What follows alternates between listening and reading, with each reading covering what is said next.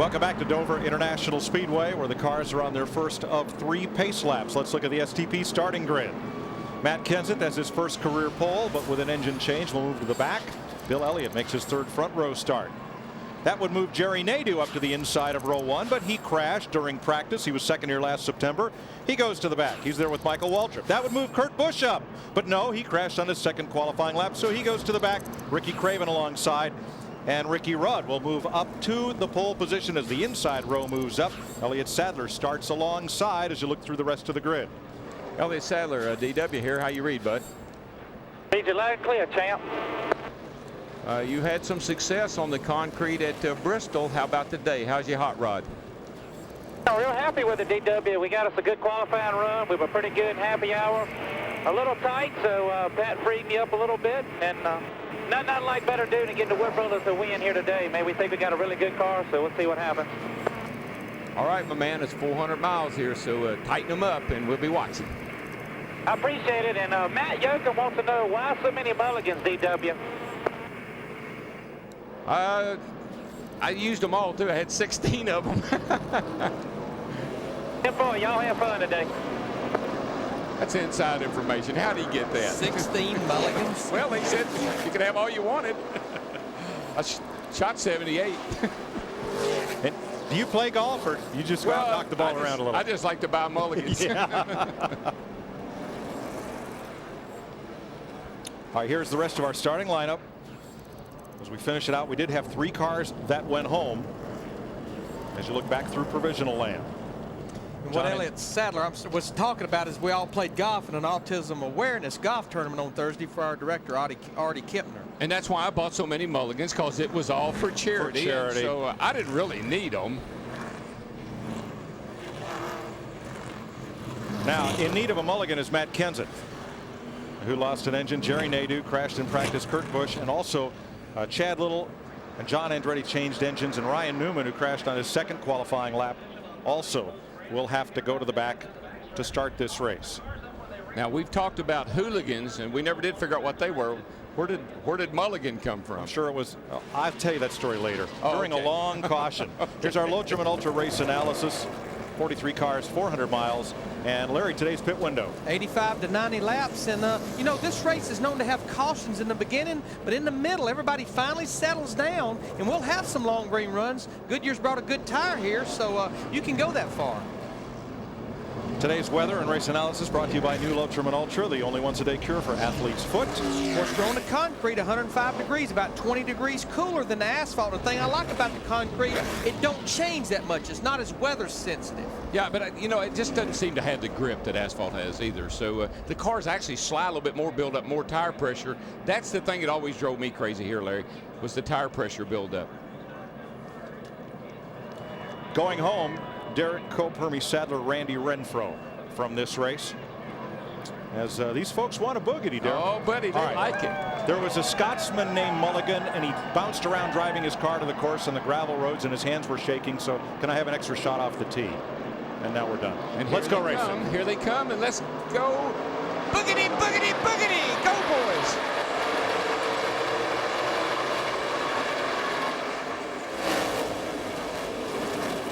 With the 15 car, he fought hard to get to the bottom of the racetrack. We'll see 2 or 3 grooves of racing, but everybody like to see if their car works on the bottom here.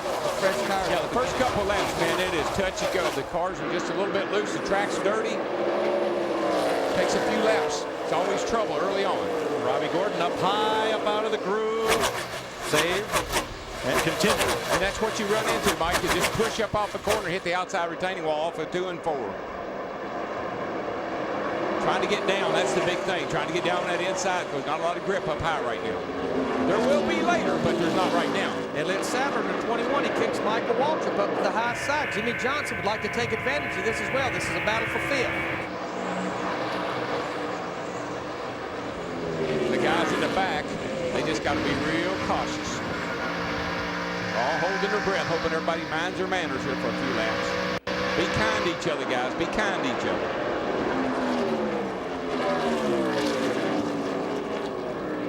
to see some of our leaders, Darrell, already starting to diamond this racetrack. Driving low, let it ride up a little bit, a little easier on the tire, and then come off low. But it's what works good here. Drive in hard, the car wants to slide up the hill. So rather than trying to jerk it back down to the bottom, get it loose, you'll just kind of what we call diamond a corner. High in the middle, in low, off low. Plus you can get back in the throttle so much better when you've got that kind of straighter run up off of either corner. Here comes Jimmie Johnson under Elliott Sadler. Made that one look easy. It takes over 5th place. He did, but he again, he got it up kind of high in the middle, and he shot right out in the corner, right under the 21 car. Looking back at 9th place, Mark Martin, Kenny Schrader. Two-groove racetrack all the way back. Guys in the back, Larry, and they're not wasting a whole lot of time. They're doing just what Tony Stewart said. Get them while they're grouped up, bunched up like this, while everybody's racing each other. You can make a lot of passes, but it's also the most treacherous time of the race. Brett Bodine and Bobby Hamilton's battle for 21st. Brett Bodine with a new crew chief this weekend, Buddy Cisco. And here comes Ricky Craven right after the man who dominated this race last year, Jeff Gordon. But you know, Ricky Craven a year ago, he had a good race car on that last green flag stop. His crew did not give him the pit stop he needed. Lost a lot of ground. Well, OTIDE had a great run last week in Charlotte. They told me this morning, they said, DW, pick him because he's going to be strong today.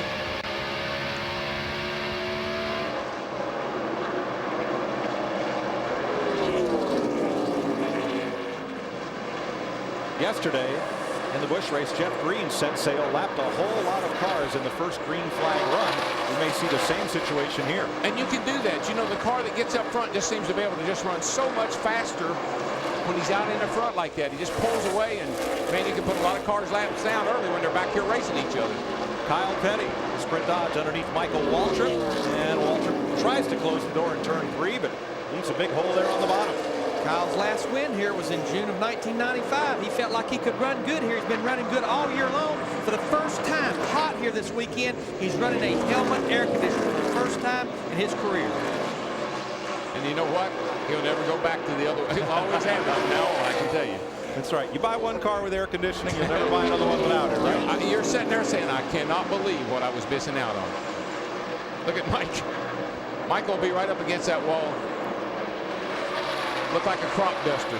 And Darrell, you would think, running that high up, that Kyle would be able to turn down under, but you keep the car free up there. You keep the momentum up. Well, Kyle needs the whole racetrack. Right here, he needs to be able to slide up, and he did. So he got to slide up in front of Michael. That's what happens when a car's on the outside. You got to check up because you can't slide up in front of him. But where he slid up in front of him, turn 2, the biggest give and take place on this racetrack. Now let's update you on the drivers who started in the back and how they've progressed. Kurt Busch has only made it to 40th. The number 10 with Jerry Nadeau has only climbed to 39th, but Matt Kenseth has picked up 10 spots. He's up to 31st. Yeah, he's really, he just went by the 12 car, Ryan Newman, and that car is really hooked up, guys. And he came here and tested, Larry, and they were really happy with their race car. I think that's why they didn't really care that they had to go to the back, or they wasn't that concerned about it. Jimmie Johnson passed Jeff Gordon.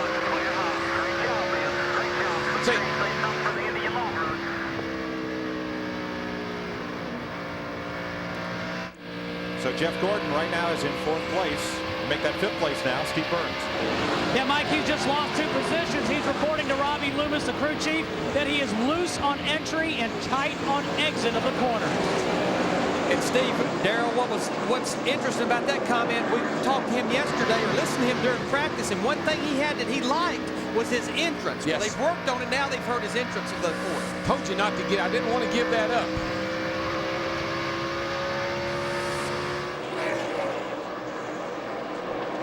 Ricky Rudd has now led at Dover for the 17th time. He has led more than 900 miles on this speedway. 2 veterans, Rudd and Elliott, pace the field.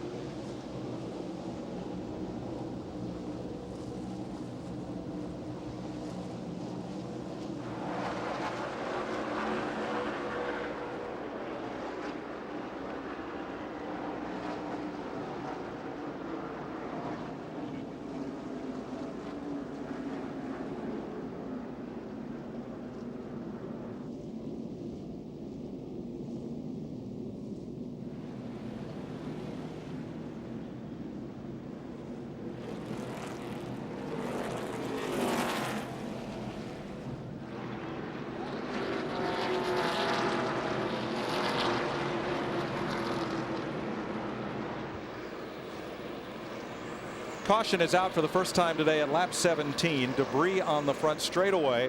That's of great benefit to Chad Little, Dick Trickle, Dale Earnhardt Jr., Hut Strickland, and John Andretti, all of whom were in somewhat danger of going a lap down. Prior to the caution, this pass for the lead. Bill had caught Ricky in a hurry, and Ricky, I think, saw that and said, look, you know, there's no sense in us battling each other side by side this early in the race. Yeah, Bill got up on that high line. See, he's up high there. Ricky was still trying to run around the bottom. I think Ricky said, I'm going to follow Bill, see how come he's so much faster than I am. Speaking of following, looks like our leader, Bill Elliott, the 9 car, is going to pit. Everybody's going to pit here on lap 18. Pace car is a lonely guy coming down the front straightaway. All the cars still on the lead lap.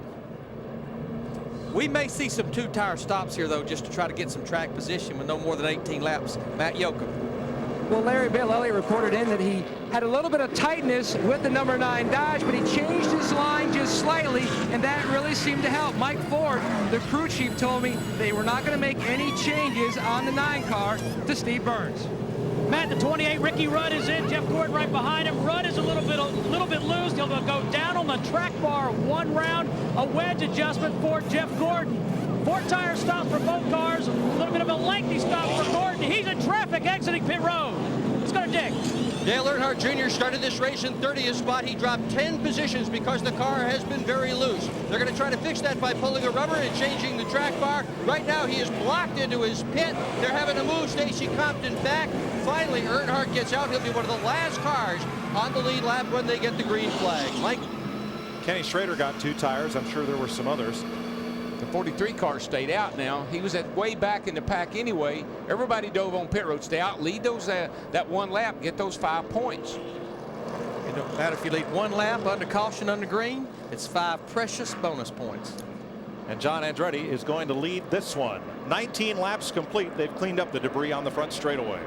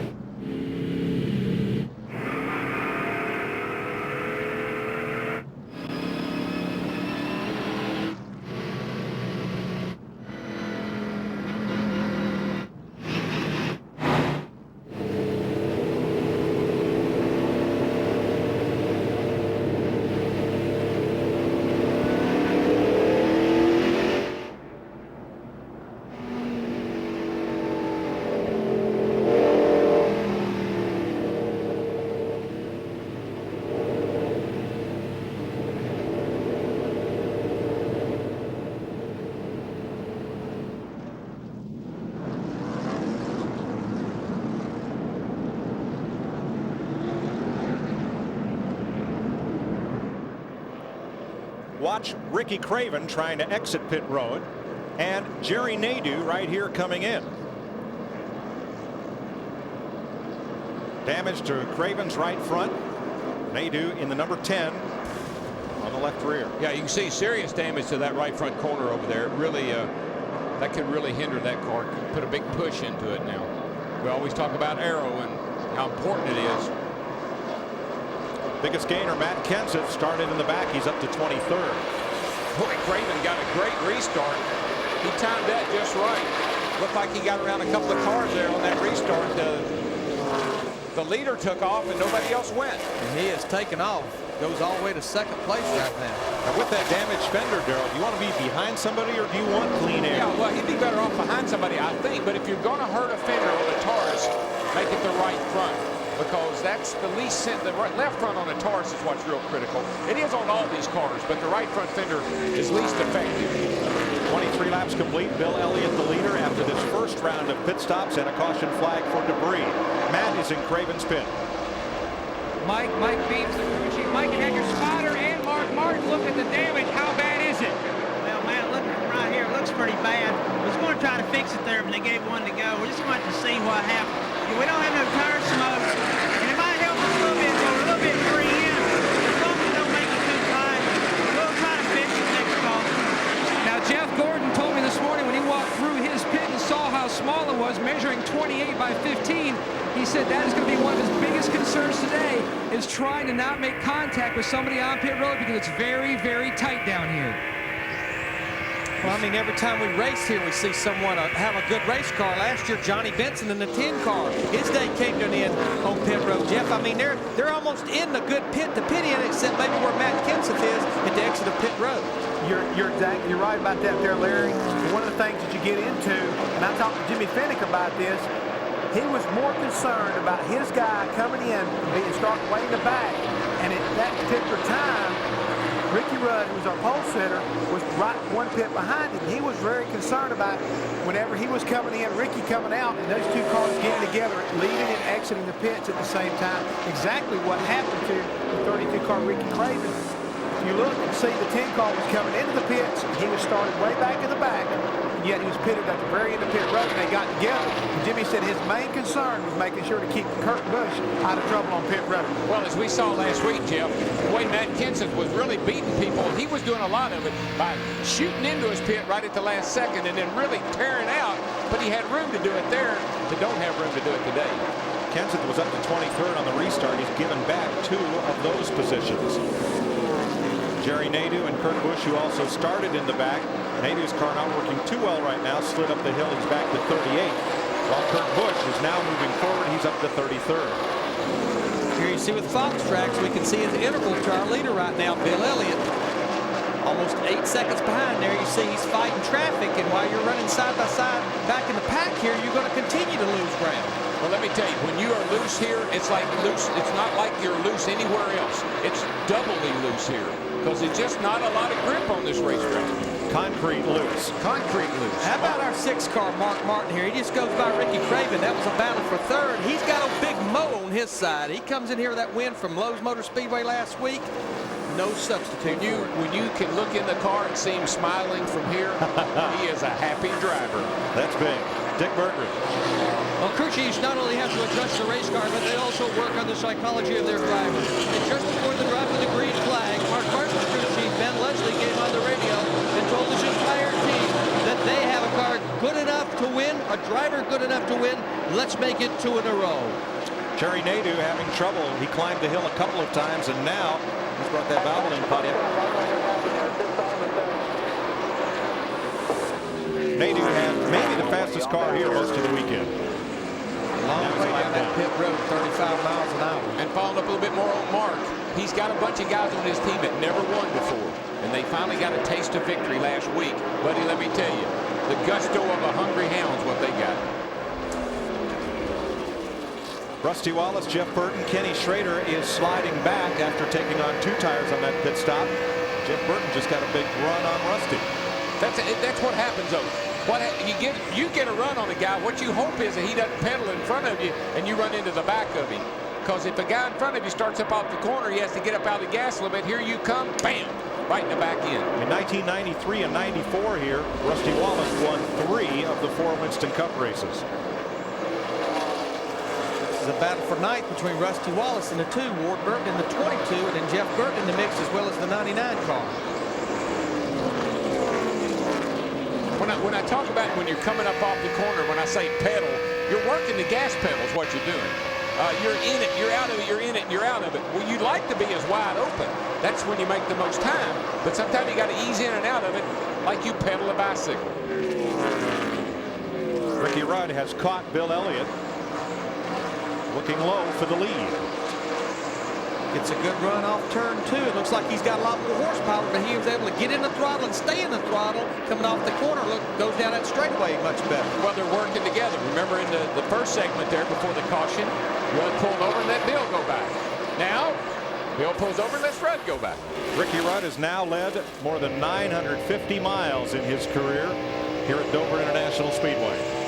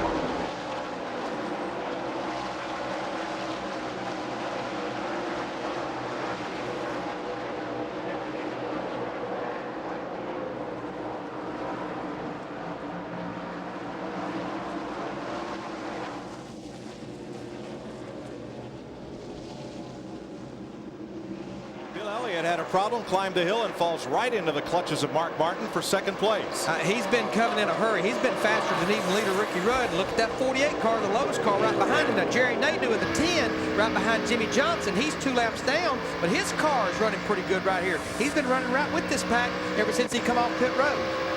Nadeau pitted just as we went to commercial. Steve Burns knows why. Well, Mike, they thought they had a flat tire on the 10 car of Jerry Nadeau. They came in and changed 2 tires. But the crew looked at the tires, took measurements. They cannot find a flat. I will say this is a condition that some of the drivers in yesterday's race complained of, thinking they were having a flat tire. Trouble, turn 3. Hard in the wall, Nemechek. Around goes Todd Bodine. Looks like everyone else will make it through. And Jerry Nadeau in the 10 car, he's trying to get one of his laps back. So I believe he'll accomplish it here on the front stretch. Yeah, he'll get one of them back. Good job, Nadeau. He was right there where he could do that. Earlier, Bodine had a side-to-side rubbing match with Mayfield. Yeah, I don't know. Down the backstretch, and yesterday he and Jimmy Spencer got together in the Busch race. Yeah, we just saw an incident here with the 19 car. Riding with Bodine. I think this is the wreck here. Yeah, he just drove in there and shoved up into the 25. His former teammate, Nemechek. Exactly.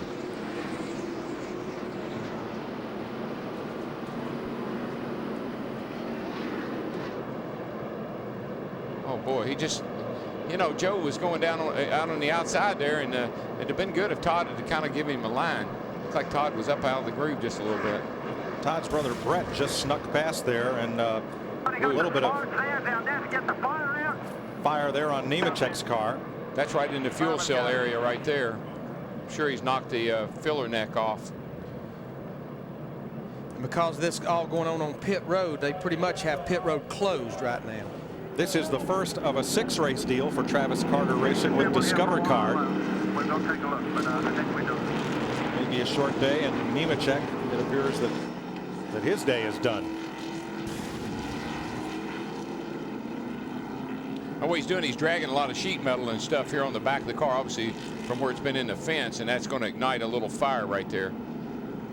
You can see that filler neck just under the yellow of the deck lid. That's where they put the fuel in.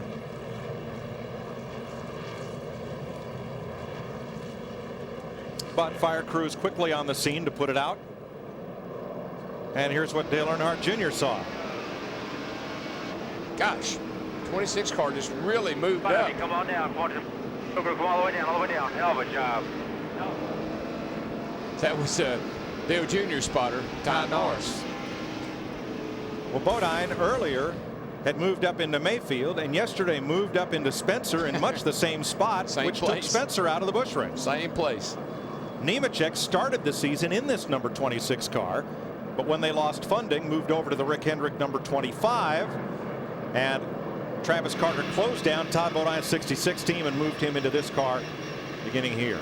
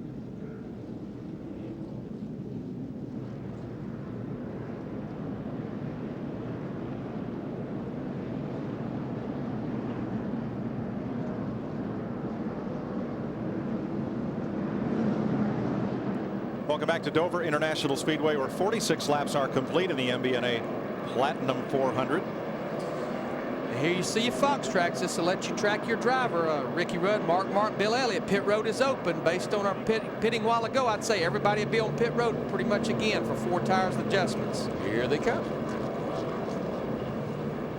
And they are not boogieing, by the way. No, that's that's a crawl. That might be the watermelon crawl. Dick Berggren.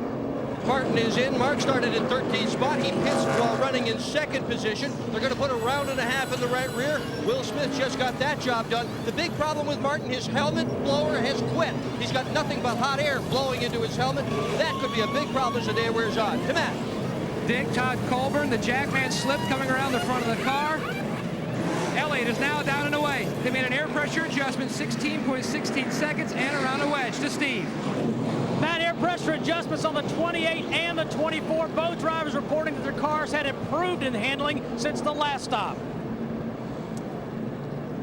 Guys, the crew that shined on that last stop at Lowe's Motor Speedway last weekend, they shined on this one. Mark Martin and that 6th group, Ben Leslie, they're off pit road first. They win the battle off pit road. Well, pit road is just a mess today, though, guys. I mean, there are people all up and down pit road here running into each other.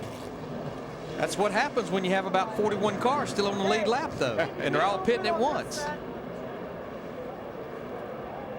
Watch Bill Elliott's Jackman coming around, slip and slide. He doesn't get any traction on this concrete either. We'll be right back.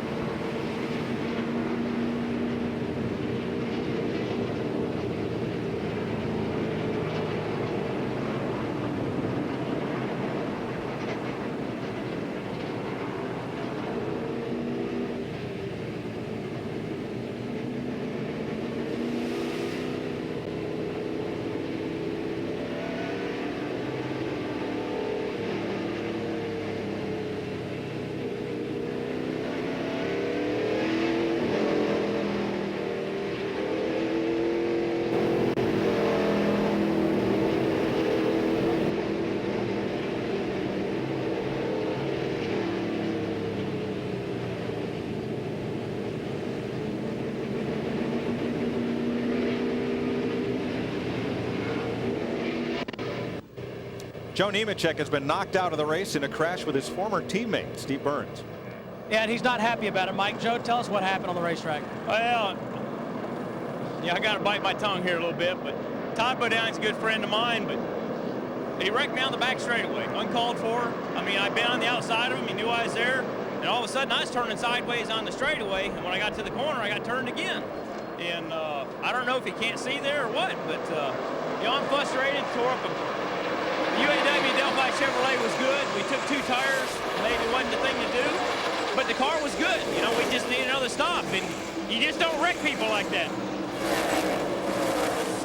So Nemechek is the first car out of today's race. Biggest gainer on pit stops, Jeff Green came in 20th, came out 5th. As we restart with Mark Martin leading, Ricky Rudd and Jimmie Johnson. Have Jerry Nadeau in that 10 car. Remember, he got one of his laps back after having to pit under green. He's up there trying to get another lap back. Tony Stewart up to 8th. As looks like Jeff Green on the outside is paying the price for a 2-tire change. Yeah, he's going backwards in a hurry. Yeah, I mean, the thing about this place, you're in the corner so much, and the car bites so hard on this concrete that you almost abuse the left side tires as much as you do the right side. Yeah, and of course, it's so tempting to take 2 and get way, way up there in the front. But it's sure is ugly when you start going to the back. You gain all those positions, Darrell, but it's only temporary. Man, I want to be a comer, not a goal. Ricky Rudd looking inside of Nadeau. Now, Jerry Nadeau is 1 lap down. So Rudd, the second place car, trying to get within sight of Mark Martin out of turn 4. And Nadeau's doing a really smart thing. He's moving up, letting those guys go. But he also knows that if it was a caution and he can stay close to the front, they're going to let him get another lap back. I mean, Ricky Rudd, the 28, is the car that let him have that lap back a while ago. But boy, they're stacking up over there coming off turn 2. Yeah, that's the thing about a lap car being in the way or up there like that. You get annoyed after a while. You see Todd Bodine in the 26 car there. Now he's a lap down. And Steve Grissom in the 44 car, he's up there as well. He was penalized for pitting out of his box, so he's a lap down.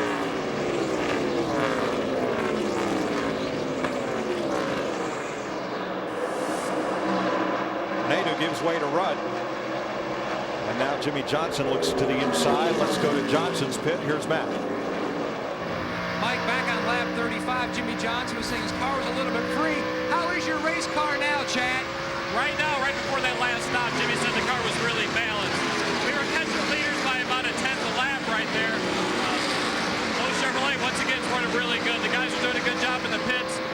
This is a long, fast-paced race, so we're just going to try to hold our own until the end and see what happens.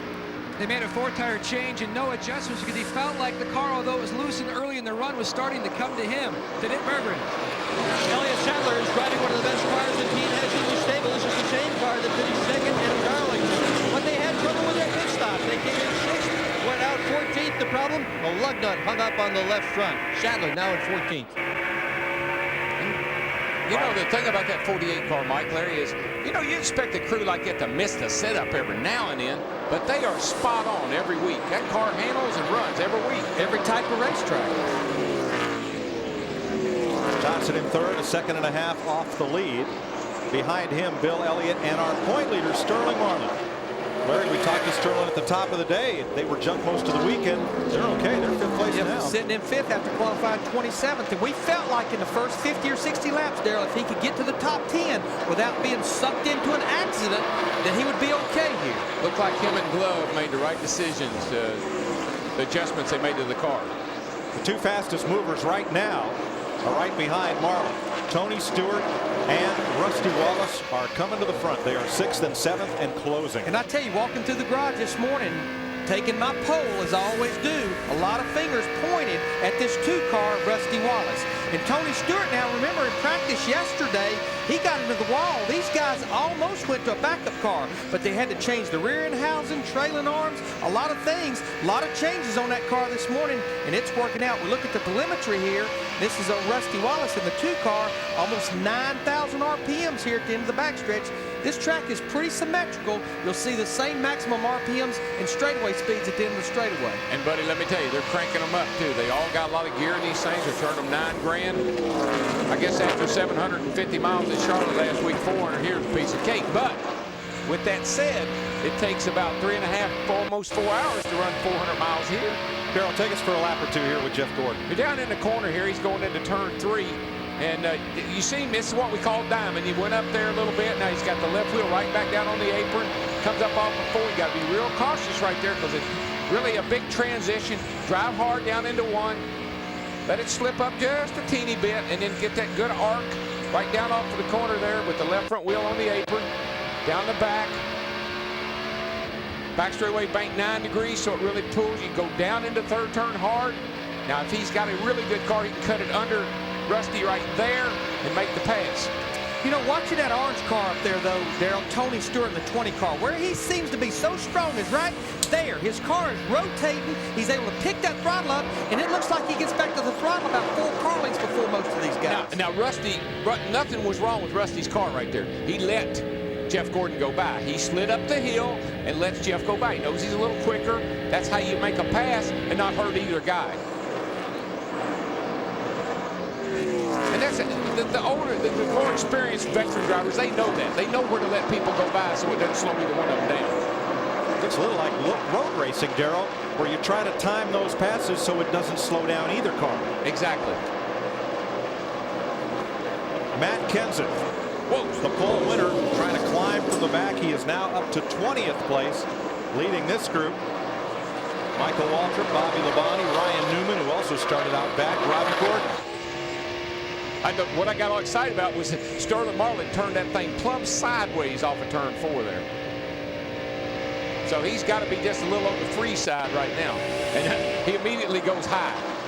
When you go that high, that's a sign you're a little bit loose. You don't want to turn that steering. Right, you just don't want to crank it hard left, so you start using more racetrack. Now, a lot of people think, well, it's pushing if it goes up there, but it's not.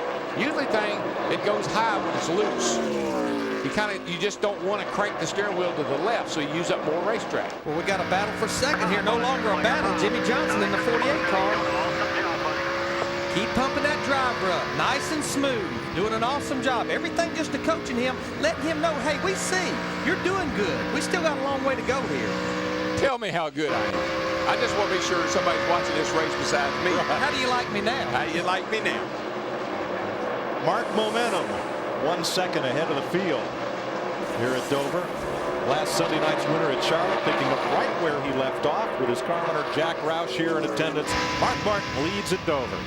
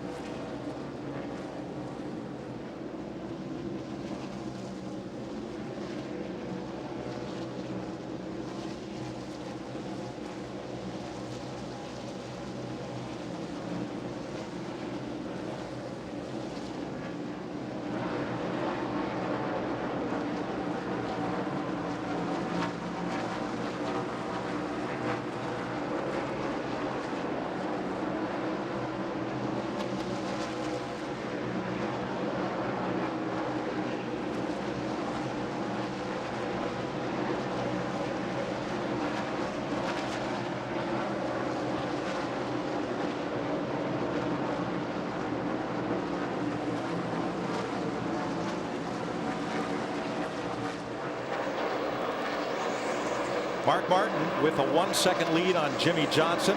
Mark has now led 16 of his 32 Dover starts. Total of over 1,500 miles led on this track. He's a 3-time winner of the fall race. His teammates are faring well. Kurt Busch has climbed up to 16th. Matt Kenseth at 21st.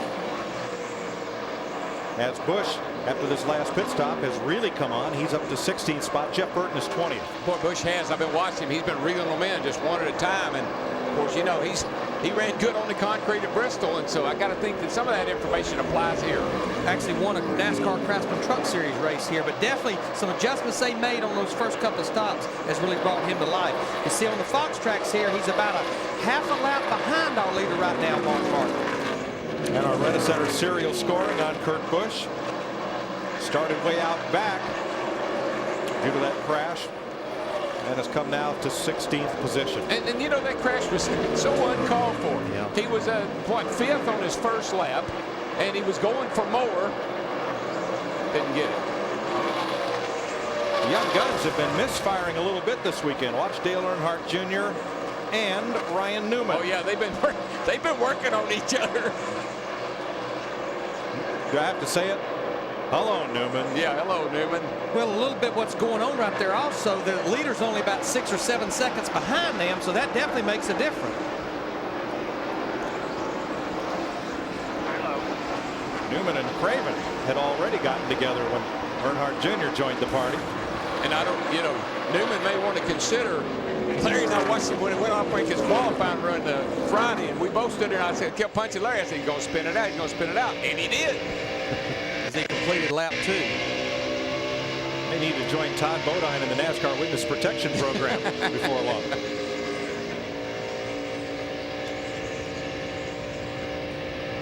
Jeremy Mayfield made an unscheduled pit stop. Dick Berggren. Well, they're not too sure exactly why he made that unscheduled pit stop, other than there is a problem in the left rear corner of the car, Mike. The left rear tire that came off on the prior pit stop indicated he had rubbed into something. Right now, the crew is huddled over the tire that just came off the car, and the wheel and the tire are loaded with grease. That's not right. Something's leaking on Jeremy Mayfield's left rear. Sounds like maybe a rear end seal, or it possibly could be a O-ring and a caliper, a little brake fluid. He's 2 laps down, and this early in the race, that it's going to be hard for it to make it without something tearing up back there. Yeah, whatever it is, it'll get worse. Doubleheader weekend next weekend. The Busch Series at Nashville, Winston Cup at Pocono. We'll have all the action for you on the Fox family of networks. Me and Steve Burns will be over in Nashville calling that race next Saturday evening. Nashville Cats. Somebody will walk out there with a nice new guitar. How about our Daytona 500 winner Ward Burton, Matt? Mike, he's currently riding back in the 31st position. In happy hour, Ward Burton was complaining about the double deuce being loose. He was loose early in the race, but now he's tight. But the biggest concern for Ward is now he does not have any radio communication with his spotter. He cannot hear Rocky Ryan on top of the press box. So now Tommy Baldwin, his crew chief, is spotting him from turn 4 down the straightaway, while his owner, Bill Davis, has climbed on top of the team's transporter down in 1 and 2, trying to spot the rest of the racetrack. DW, you know how important it is to have your eyes on top of this racetrack. Spotters are very important.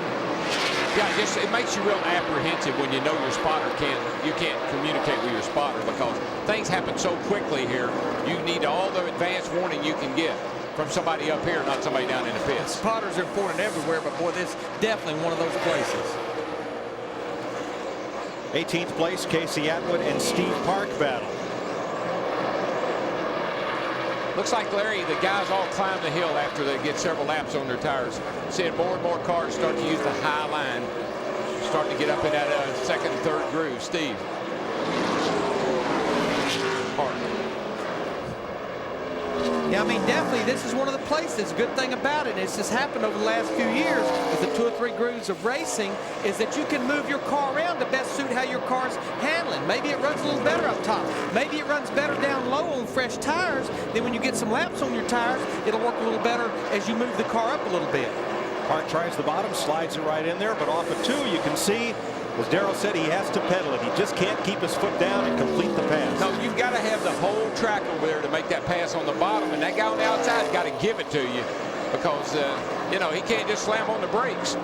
Here's a fellow who's backing up. Ricky Craven is back to 22nd place. Yeah, I think that fender is probably, as they go along, that fender will be a bigger factor, more and more of a factor, because as the tires go away, you need that aerodynamic downforce. And I'm sure one thing that Mike Bing, his crew chief, is thinking, you just don't want to give up any track position trying to fix that thing. But as he continues to slide backwards at the back of the field, you're going to have to take the joke and go ahead and try to fix that thing. Yeah, I'm sure that's going to be on further review. We should have fixed it when it happened. As Craven backs up, the car that's coming to the front is Robby Gordon. Gordon started in 29th position. He's now restarted in 29th at lap 51. He's now moved up to 16th. Here you see with the Fox track, watching his interval. He's shrinking just a little bit, but that's a little over, about a half a lap, a little over a half a lap behind our leader right now, Mark Martin. And remember, this is his last weekend that he'll be working with his team and his crew chief, Gil Martin.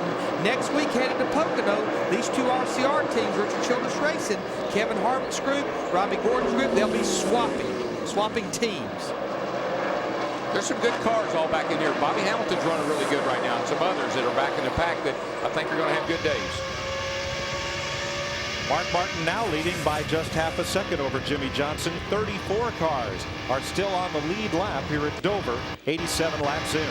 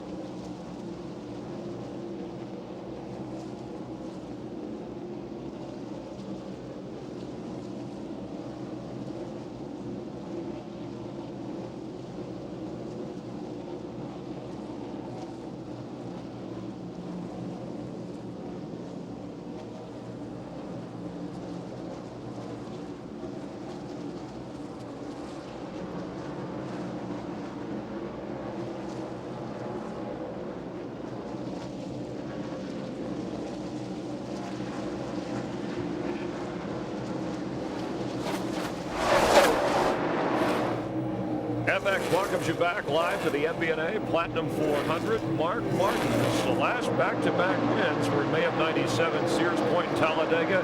He's leading here and trying to win after winning last week in Charlotte. Today's No Boundary story is brought to you by Ford. Mark Martin has had great success here.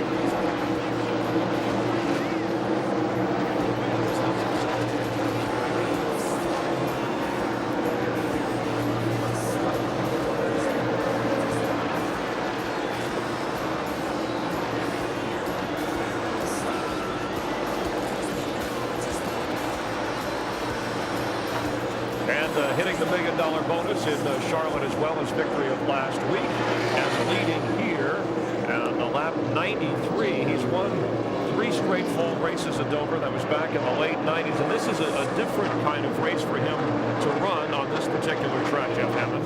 Well, I mean, what I've noticed right now about Mark Martin, he's got himself a real steady pace going. But a week ago at Charlotte, he was slicing and dicing through traffic right there at the end of that race. I mean, he was kind of like throwing caution to the wind. But here at Dover early on, he's very meticulous setting these guys up not to get himself in trouble with lap traffic as he comes up on you. You've got to be very careful to let a guy know you're back there so he don't get pinched in the wall or you get pinched in the wall. So you've got to be careful with all this lap traffic at a place that's so fast. Roush Racing has already had back-to-back wins this season. Mark Martin, one of the over 40 crowd, leading the way. Right behind him, Jimmie Johnson, one of the young guns. Let's get a check now trackside with Matt Yoakum. Matt? Chris, when they started this 48 team, Jimmie Johnson received some of Jeff Gordon's hand-me-downs in equipment, but it was some pretty stout equipment. In 3 starts with this chassis number 50, Gordon had a 4th and a 3rd at Bristol and a 7th at Homestead. Jimmie had a 7th with this race car back at Bristol in the spring. Right now, Jimmie is saying the car is loose on entry. So they try the Kyle Petty approach. Get out of the gas early, then let it flow through and then ease back into it. But Jimmie says the car doesn't react. It reacts worse when he tries that approach. He says the car also has a funny loose in the right front. To Steve. Well, Matt, veteran Ricky Rudd making his 48th start at the Monster Mile. He's got 4 wins here. He says, hey, Michael McSwain, don't mess with the balance of this race car. Just give me some more grip. They're talking about making an air pressure adjustment to both rear tires. Back to Matt Yoakum. Steve in 6 starts here at Dover. Mr. Recent Dover, Tony Stewart, has 2 victories. Stewart, after a track bar and wedge adjustment, said the car was very good at the beginning of this run, but now he reports in is starting to go back to the loose side. So they're starting to scratch their heads again. Craig Cicinelli figuring out what adjustments they want to make to this Home Depot Pontiac on their next stop. Stewart back to 7th. Matt Kenseth's been up and down. When we went to break, he was in front of Craven. Then he backed up behind both Newman and Earnhardt Jr. Now he's picking up spots again. He's at 21st. But Jeff Green has been the fellow who, remember, he went from 20th to 5th on a 2-tire pit stop, and we said he was backing up. Larry, he didn't back up that far. No, I mean, definitely what he accomplished what he needed to accomplish. I mean, he's starting to slide back a little bit now because he rode 9th for the longest time. He went from 20th to 5th, fell back to 9th, stayed there for about 30 laps. It's starting to deteriorate a little bit here now as though he's back to 12th. Well, he's got the big diamond. He's going in low and going all the way up to the top and then driving hard off the corners, and that's really paying off for him. It did yesterday. Tony Stewart, following up on Matt's story just a little bit, what he did, the 26 car, who's a lap down, was all over the back of him. Tony was running the low line. All of a sudden, Tony started to move the car up the track, and now he is pulling away from the cars that were racing him. So a good driver will find a way to make the car work, find a place to make the car work. You know, right now we're here on our longest green flag run. Mark Martin in the 6, our leader. This is the biggest problem you have at Dover is lap traffic. He's working on Michael Waltrip right now in the 15 car. Michael's in the 28th position. You see he's already put Jimmy Spencer, the 41 car, lap down. Meanwhile, and this will happen, cars going a lap down, they will fight that leader because they're trying to stay on the lead lap. Once the leader goes by, Jimmie Johnson gets to him, they might not fight him as hard because he's not doing the damage to him. Yeah, and you see Jimmy's closing right up on the back of Mark because of lap traffic. Everybody's got to do, you know, everybody's on a different agenda. Michael's trying to stay on the lead lap. Here comes Johnson closing up on the leader. But this is Jimmie Johnson's first race here at Dover. He needs to be patient. Mark Martin has that experience here. He knows where he needs to go by these race cars. Many laps here. Well, but you become frustrated with the cars that, you know, you want that guy to move out of your way. Man, I'm the leader of the race. Get out of my way. You know, last winter, a lot of people said too soon when we heard that Jimmie Johnson was being moved up from the Busch to the Cup Series. Because quite frankly, we hadn't seen a whole lot in Jimmie Johnson that said this fella's a potential Winston Cup winner. But I'm going to tell you another guy that I think we did the same thing with a few years ago, Tony Stewart. He didn't do a whole lot in that Busch series, but boy, he made an impression on Winston Cup when he started 3 years ago with Joe Gibbs Racing. And there is Stewart, who right now rides in 7th. Kyle Petty right behind him in 8th. Rusty Wallace and Elliott Sadler are the rest of the top 10. We're quarter distance, 104 laps. 27 cars are on the lead lap at Dover.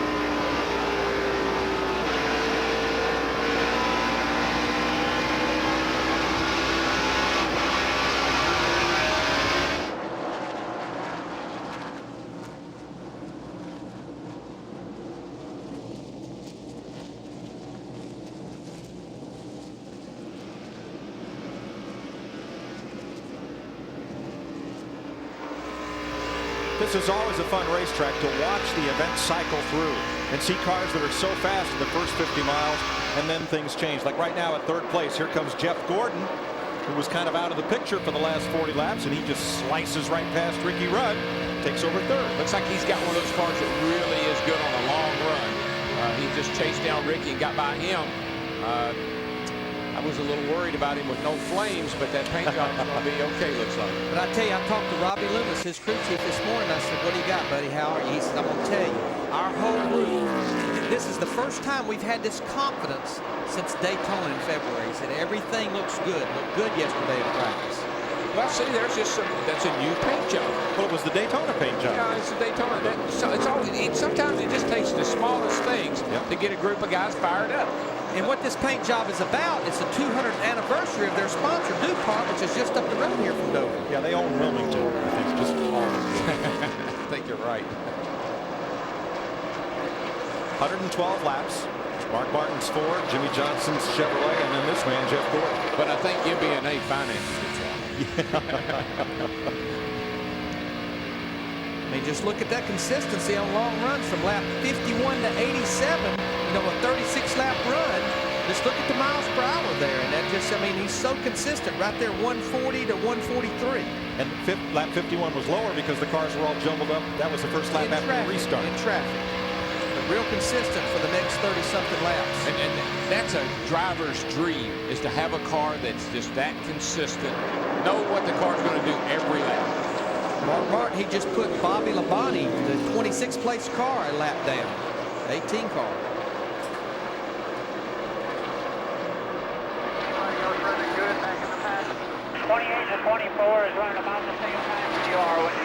track.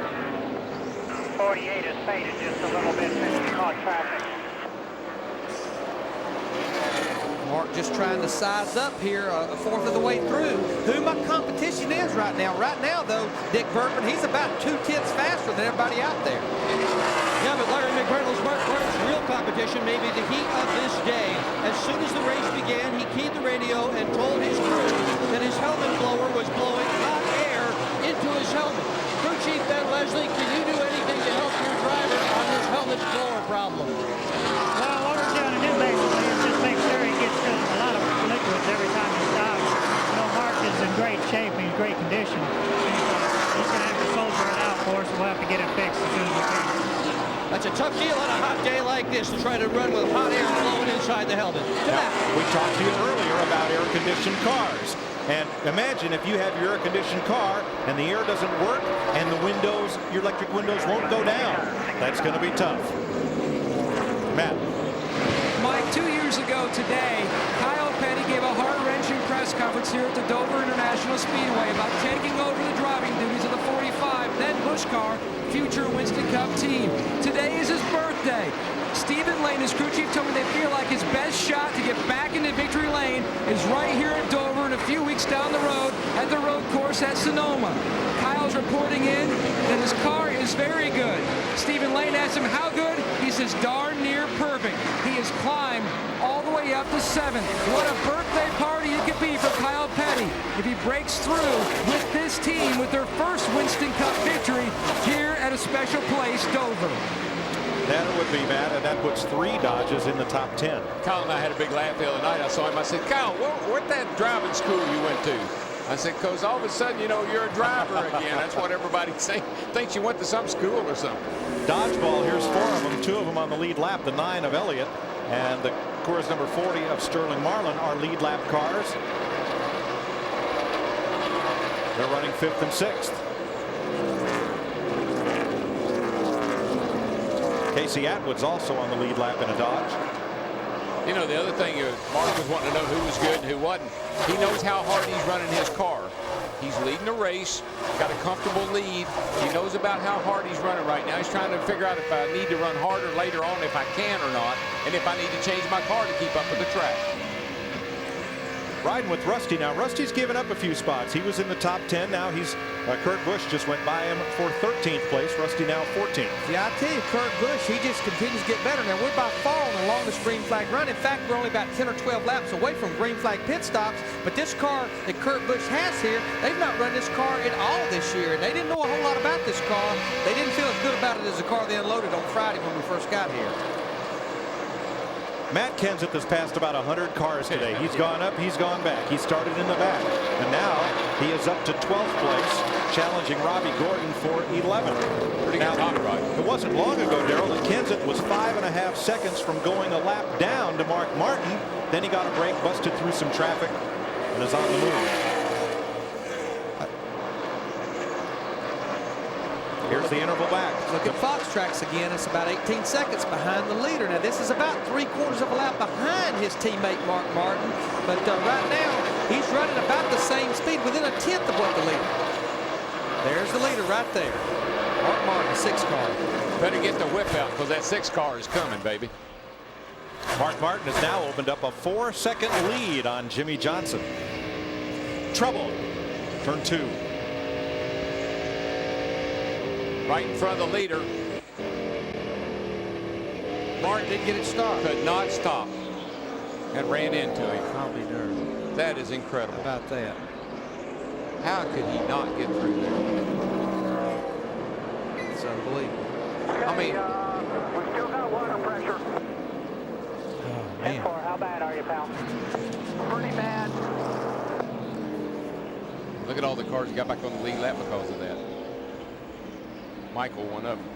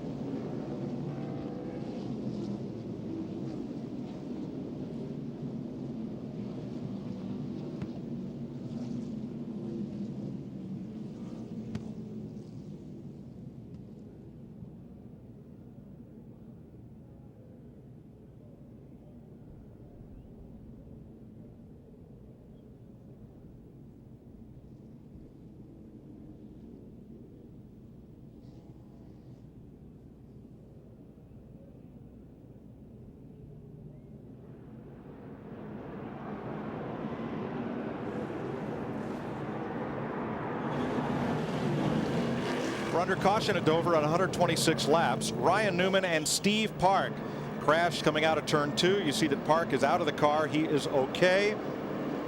But it collected up our race leader, Mark Martin. That happened right in front of Mark. Or not right in front of him, coming off turn 2 over here, the 12 and the 1 spin. And I got to believe Mark got down and got trashed on his tires and couldn't drive his car through this. Newman on the bottom, Park on the top. And they funnel out of turn 2. Newman just slides up into the 1 car. Now this is all happening right in front of Mark. You'll see some cars go by on the outside of these two guys. But Mark just could not get stopped. I guess he was in a box. Larry, the 12 was out there and he couldn't go high. The 1's down low, and he just was in a box. And I'm sure he was anticipating both these cars were going to slide. I mean, the straightaway's banked 9 degrees. Normally everybody slides down. The wheels were locked up, Darrell. He couldn't make the cut to go between them. Here he comes. You'd think the spotter by now would be telling him, slow down, slow down, slow down. Back it down. They're spinning in front of you. By now, he's almost stopped. It's almost like he thinks that he thought Park was going to keep going down the hill because that's normal here, but Park was going so slow he couldn't. And just as Mark gets to Newman, his wheels lock up, and then you lose your steering when the brakes lock. I just think he was thinking that 1 car was going to keep right on down the track, because like I said, he was in the 12 was there. He couldn't go high. Right. He was just in the wrong place. Dick Bergman's there. Now, Mark Martin has been on the radio telling the crew, don't work too terribly hard on this thing. He doesn't want him to break it worse than it's broken already. He's taking a pretty good punch in the nose with this thing, Mike. Most important is when you heard that the water pressure is still there. That means that the radiator is not punctured. Right now, they're trying to get the nose of the car up off the ground, and they have succeeded to a degree in that. Most of the crew working on the nose of the car right now. Let's go to Matt as Mark leads. And Dick, Jimmie Johnson came into the pits first, left in second after a 16-second stop. No major trouble, just a tick slow. He said his car was tighter at the end of that run, so they made a wedge and air pressure adjustment, helping that 48 car hopefully on the next run. To Steve Burns. Well, Matt, Jeff Gordon came in. He said that his car was tight in the middle, which delays his ability to get back on the gas pedal. So they went down a half pound on the right rear. Now, Ricky Rudd had trouble in the pits. They made no adjustments, but he was blocked in by the 97. They had to push him backwards so he could get it in gear. That cost him some spots on pit road. Now, Steve, with the leader caught up in this, a lot of drivers were able to get back on the lead lap. Yeah, about 10 or 12. Yeah, in particular, Bobby Labonte right here, the 18 car, Michael Waltrip, the 15 as well. The best stop was that of Jeff Gordon, who comes out first. They knew it was a good stop. Oh, yeah, you come out, he's leading the race.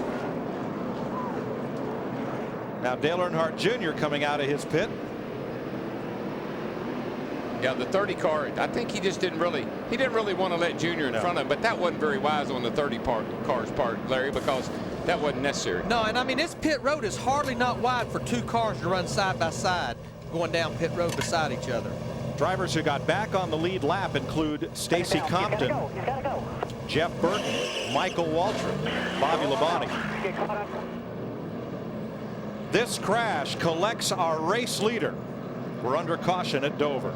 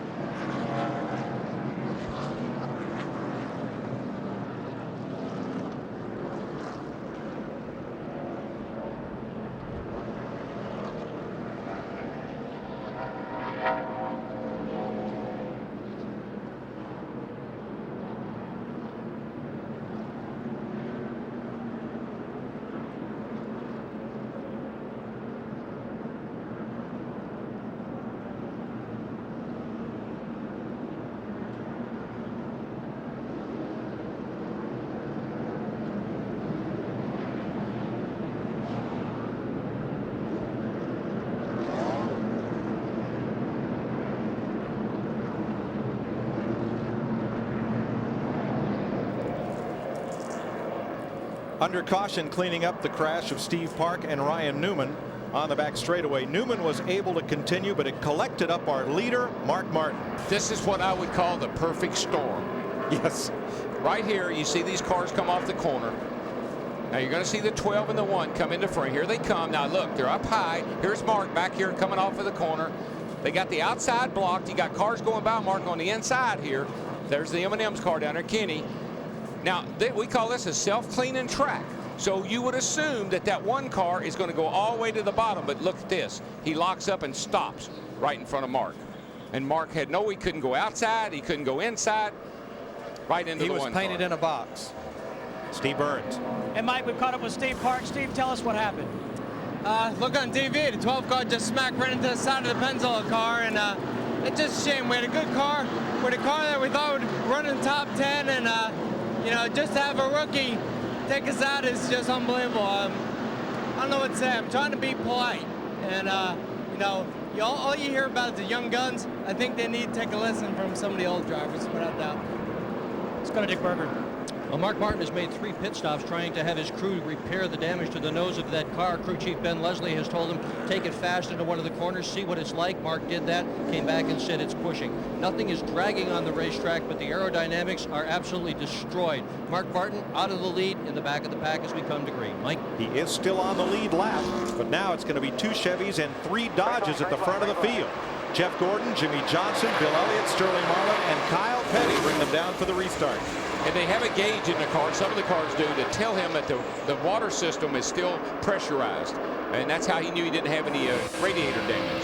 For the first time on the restart, the leader had a lot of lap cars to contend with, just like the second through about the 10th place race car. All those lap cars to the inside. Yeah, Mark Martin has 2 problems. One, he's killed his front downforce because of the way the front end's tore up. The other thing is there's a box behind that front end that directs the air through the radiator, and I'm sure that radiator ductwork box is killed. So they will have to keep an eye on that water temperature in particular. He is 28th, the last car on the lead lap. There's a lot of drivers back on the lead lap due to Martin's misfortune. Yeah, well, what Martin will have to do now is feel his car out and see what it's doing. Spencer dives to pit road, almost didn't make it. Boy, that was, he just black about flagged on the restart. He just about caught that barrier, those tires there at the end of the pit wall. It's easy to do here. He was trying to hustle in there quickly so he wouldn't lose a lap on this penalty stop. Stop and go for Spencer. Off he goes. He's going to lose that lap before he gets up to speed. And while he was penalized, NASCAR says when they give the 1 to go, everybody has to be in position by the time you get to turn 3, and he was still trying to get in line at turn 3. Watch this, man. He comes down the apron and he pick up a lot of sand, debris on your tires. Baby. And this is one of the most treacherous pit roads to try to get on because it starts down in the middle of turn 4. That's one of the times when you want to push the brake pedal harder, but you got to get off of it.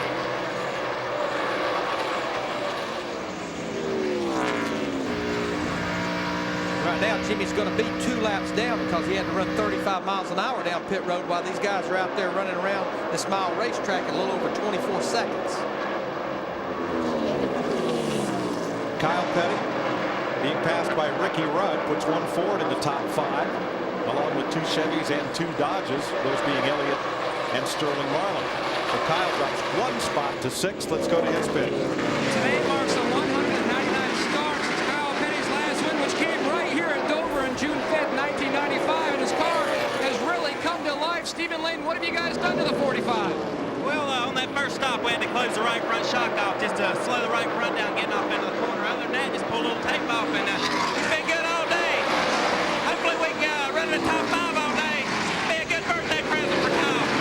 Kyle told me this morning, he said, we've kind of been like a Pac-Man, just slowly munching our way up, getting some consistency. The first 3 races this season, his average finish was 36, and the last 9 average finishes 17.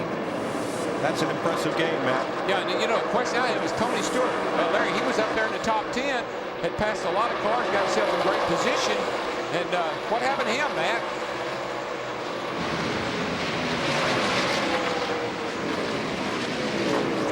There is Stewart back behind Brett Bodine. Now Brett is 1 lap down. Stewart is back in 23rd position. Yeah, I mean, he started in 25th. He had worked his way into the top 10, and then after that pit stop under that last caution, he fell all the way back to almost 27th, and now, as you say, he's back up to 23rd. That's the way this racetrack is. Your favorite driver's not doing good, go to the souvenir stand. By the time you get back, he's likely to be back in contention. And I guarantee you, I got Matt finding out what happened to the 20 car, and he'll let me know here as soon as he can. If he doesn't give out a breath getting to their pit. Sterling is closing in on Bill Elliott for third place. The point leader, who, as we've documented, had not a good weekend, and even this morning, questionable about his chances today. He's found a high line he likes, and he's closing up on Bill Elliott for third place. I tell you what, when I'm not very good at a racetrack, I just wait till Sunday morning because I got notes from everybody out there. The driver goes on a reconnaissance mission. The crew chief does. The team does. By Sunday morning, you know what everybody's got. Pick one. Right. I mean, you talked about all the problems Sterling Martin has had qualifying here and in practice. They also had some inspection problems on Friday. The tail of the car was too wide. I think first time in the top 10 for Dale Jarrett. Robert Yates, UPS Ford, in 10th place behind Elliott Sadler. And there's his serial scoring throughout the day. Now the big brown truck in the ads has got flames on it, but I don't know why they don't put flames on that 88. Well, all I know is the big blue truck with Lowe's on the hood. He's all over the rear bumper of his parked car owner, Jeff Gordon, at 24. We're going to have a battle for the lead here off turn 4. Is there side by side? Not for long. I wouldn't call that a battle. I wouldn't either. You know who owns that blue and silver car? You do the math. Yeah, right. Sterling just climbed the hill and has fallen way back from Bill Elliott. He climbed the hill down in 3 and had himself a bit of a problem. Dropped back quite a bit. Okay, Matt Yocum's had a chance to catch his breath. Matt, how about that 20? Well, Mike, we're down here in the 20 pit. Tony Stewart back in 23rd. Greg Zippinelli, what's wrong with your race car? It wasn't too bad. It just gave up too much on the long run. Felt like the back end was up by the racetrack. We elected to give up track position early, pull some rubbers out of both rear springs, and see if we can't just get the back down in the racetrack a little bit more. Doesn't that feel he's looking for? Hopefully we can get up through traffic here and stay out of trouble. He has been Mr. Dover lately, winning 2 of the last 4. He led 405 laps back in 2000, but only 5 last year. He's trying to get that Dover feel back, DW. I knew they had to have some kind of power. They did something major because they had it in the pit so long. But I mean, that just goes to show you how good these crews are on pit road. I mean, it don't take that long to pull a rubber out of a rear spring. They have a little handle on them. What they elected to do early in the race, go ahead and give that track position up. Pull those rubbers out of both rear springs. It softens the rest of those springs. That way, under acceleration, it will have better forward bite. The rear wheels will hook up, unload the throttle off the corner. And having won here and knowing what it takes to win here, now's the time to make the changes. Get the car right so you're good at the end of the day. Talk about big changes. How about Dale Earnhardt Jr.? Darrell, he was almost lapped during the first long green flag run. Now he's up to 8. I think he just found it. I think he's adjusted his car, made it better. He's running a high line. Finally found a place where the car feels pretty good to him. He's going on. Of course, he won the race here in September. The last time the cars were here, you see the Fox tracks now. This is his interval to our leader, Jimmie Johnson, about 6 3/4 seconds. Not really shrinking, just a little bit, not a lot, just a little bit. I think this is a racetrack there, and you know this, that you win the race in the pits. The team that can keep up with the changing racetrack conditions and adjust their car to those conditions is the teams that win here. But boy, down in 3 and 4 here, 1 and 2. I mean, he's running at the top of the black. He's running higher than anybody. He's trying to create even another groove up there. And the reason I say that is because all through the weekend you run right around the bottom. All of a sudden you're up in the middle of the racetrack, and before the day's over, you're up around the top of it. You've got to have a car that'll run everywhere. But it looks like he's almost, because he's going up there, he's driving it in deep. He's hesitating a lot in the center of the corner, and that's why Elliott Sadler pulls up on him right there just past the center of the corner. Now, I'll tell you who else has tried that high line is Sterling Marlin, especially down at the north end of the speedway, turns 1 and 2. But for Marlin, it's not working as well as it is, as he's about to be caught by Ricky Rudd. There's Rudd in the picture, and that's the battle for 4th place. And I tell you, it's fun to drive a car up high like that. I mean, you sail it off in a corner, and it goes up there headed for the fence, and you back the throttle, jerk that wheel to the left, and come off that corner. You say, man, I'm a race car driver. Well, I tell you, a car that went from the pit house to the outhouse. Our leader from a while ago, Mark Martin, the 6th car, here in just about 15 laps. Leaders have already lapped him, so that just goes to show you how that little hit over there affected that race car. He's a lap down now. Mark led 77 laps. Looked as if he was on the way to a repeat of his Charlotte victory, but got caught up in the misfortunes of Ryan Newman and Steve Park. Jimmie Johnson leads his teammate Jeff Gordon by 0.6 of a second. Bill Elliott, Ricky Rudd, Sterling Marlin, the top 5.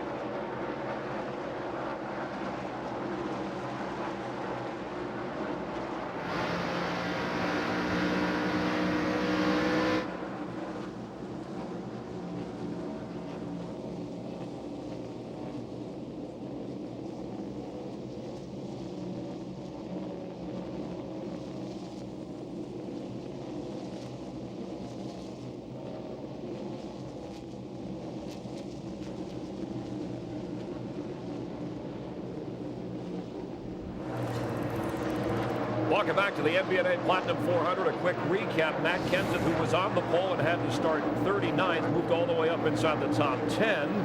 Todd Bodine taking out Joe Nemechek. His day finished. Then Steve Park and Ryan Newman slipping and sliding. And the leader at the time, Mark Martin, runs into Park. And after leading for 77 laps, is out of the picture.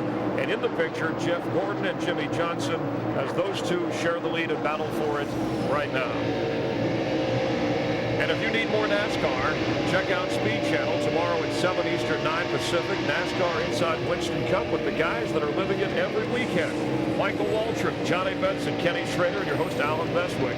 Then Wednesday, Winston Cup Wednesday, with a replay of this week's race. Exclusive interviews from the drivers' teams. To get Speed Channel, call 888-22-SPEED. That's 888-22-SPEED. Watching from the Hollywood Hotel, Chris Myers with Jeff Hammond and the Hendrick Motorsports. Jeff Gordon trying to end the streak, by the way, that's gone 20 races without a win, but he did win here, remember, last year and dominated, leading 381 laps. Yeah, the thing is right now, Chris, if I was Jimmie Johnson, I think I'd let my owner lead this thing. He knows how to pace himself, and that aggressive pace may not do Jimmie any good as far as this long run's concerned. Well, let's relate it to last week. Jimmie led 263 laps at Lowe's Motor Speedway, but there were some other mistakes that may have cost him. Well, again, inexperience. He is a rookie. He may have run some Busch races, but this is Winston Cup, a whole different level. And sometimes a miscue can cost you a win, and I think that's what happened to him last week. Speaking of the young gun, Steve Clark, some harsh words for Ryan Newman, who he thinks created that. And then Mark Martin's wreck saying the young guns ought to let the veterans, or at least take a cue and learn a few lessons from the veterans. We'll see if Johnson does that with his owner. And there are some of the veterans. Ricky Rudd, Bill Elliott. Their combined age, I think, is 240. I'm not worried about their age. I'm more worried about their wins here at Dover. And those two guys know how to get the job done. Ricky Rudd actually did start on the pole and has had success here. Let's go back upstairs. Rudd's won here 4 times, Chris, more than any other track, and with 3 different car owners, Bud Moore, Rick Hendrick, and driving his own car. Jimmie Johnson is the 81st different driver to lead a race at Dover since the first Winston Cup race here in 1969. There, I just had to slow down to keep it on the ground. It'll just chatter right on up the track. No, I understand why you slow down, but I mean, you have no worries at all about blowing right in front of you. I mean, none. I might lie to you, but I'm not lying to you right now. How's that? That's what I always told my crew chief. Lie to me, because that truth is killing me. But Darrell, what Chad Knaus, his crew chief, is trying to tell him there, and that's one thing that we always focused on here at Dover, is the right front tire. I mean, you run around here in 25 or 26 seconds. The right front tire is loaded about 2/3 of that lap. This is Chad Knaus, Jimmie Johnson's crew chief right here. And if you can keep the car a little bit free, just a little bit, not loose, free, it takes the pressure off that right front tire. It's not building all that heat. So that's one good thing about keeping a car free here, or neutral. And see, a rookie is not sure. Now, a veteran driver, he knows how far he's turning that steering wheel left. And if you're cranking that steering wheel around to the left pretty far, and you're coming up off that corner with that right front all bowed up under the car, that's when you might have a problem. Veterans know how far to turn that wheel. There's the 98 winner, Dale Jarrett, locked up in a battle now for 9th with Elliott Sadler in front of him and Robby Gordon right behind. You know, this is an impressive run for Robby Gordon in that 31 car. I mean, he's only been here to Dover 1 time, and I mean, he's been right up here, right on verge of top 10 the entire race. He ran good last week. I thought he had a great run at Charlotte last week. I mean, for a guy that just come from Indianapolis, and I think he finished 16th last week, and he ran in the top 10 there for a while. Right. Pretty good run last week. And I think that's one thing I semi-question about what Richard Childress is doing, because it's almost like the 31 team, Robby Gordon, his crew chief Gil Martin, that team just starting to come together. Now they're all going to go away and go over to Kevin Harvick. I think the 29 team needed a change. I'm just not sure it needed to be from the 31 team. Sometimes an owner, you know, pressure builds. Got 3 teams, neither one of them doing all that great. Pressure builds. Everybody's saying you got to do something, you got to do something, when maybe he should have waited just a teeny bit longer. It's always, like I said, it's hard to sit on that hot stove and sweat ice water. Jarrett moves to 9th, Gordon to 10th. Elliott Sadler has now been kicked back to 11th. 27 cars on the lead lap. Jimmie Johnson is leading. His mentor and car owner with Rick Hendrick, Jeff Gordon, right here is in 2nd place. Steve Burns. Well, Mike, let's check in with his crew chief, Robbie Loomis. Robbie, how does Jeff Gordon like that race car right now? He's like the rebuilt Chevrolet pretty well. This last run right here, the set of tires are a little bit tight right now. Let's see where it goes. Seems like our long runs are real good. Real good drive off of the car. Let's go, Nick Berger. Early on in this race, Dale Earnhardt Jr. drifted almost all the way back to the tail end. Right now, he's running ace. Tony Uri Sr. What have you done to the car to make it so much better? Well, when the race started, he said the rear wheels actually felt like they jumped off the race. The car was real loose. He can't control it. That's the way he can run all day. We went drastic on it. Luke track bar had it there. Let's take rubber out. We take all the weight from the tires and put light in it. That was back when we did the two cars down a little bit too tight, so then started to get track free up a little bit. Plus, we had a good pit stop for a change. Last week, the hot guys were starting to get out late. They did a good job today. Passed 4 cars on the pit road here. I think they had a race. Now watch Earnhardt Jr. He's got the same car that he won here last fall. Right now his position matches his car number, Dick. Harry Gant would be proud of Matt Kenseth. Gant won here 3 times, always in September. And look at the line that Kenseth has been running at the south end of the track. Actually, there he was down about half a lane, but he's been right up near the Dover on the wall. They are not up there quite in the Harry Gant move. No. Proof yet. Because you can still see some gray between the wall and the and the groove. When they get it right, they'll be right up against that Dover center. Gant also won the spring race once, but he was Mr. September. He'd have probably won a whole lot more, but his old car was always duping on him. Now Matt Kenseth qualified on the pole, was fast in pre-qualifying practice, set on the pole, but the team decided to change engines. He's come from the back before this year, trying to do it again. You know, we interviewed Robbie Loomis talking about the 24 car, and you heard Steve Burns back in our pre-race show, beginning of the race, talk about how many laps he led here back in the spring. A year ago, 381. One reason he likes this car also, this is the same car that he did that with, and it's picking right up where it left off a year ago.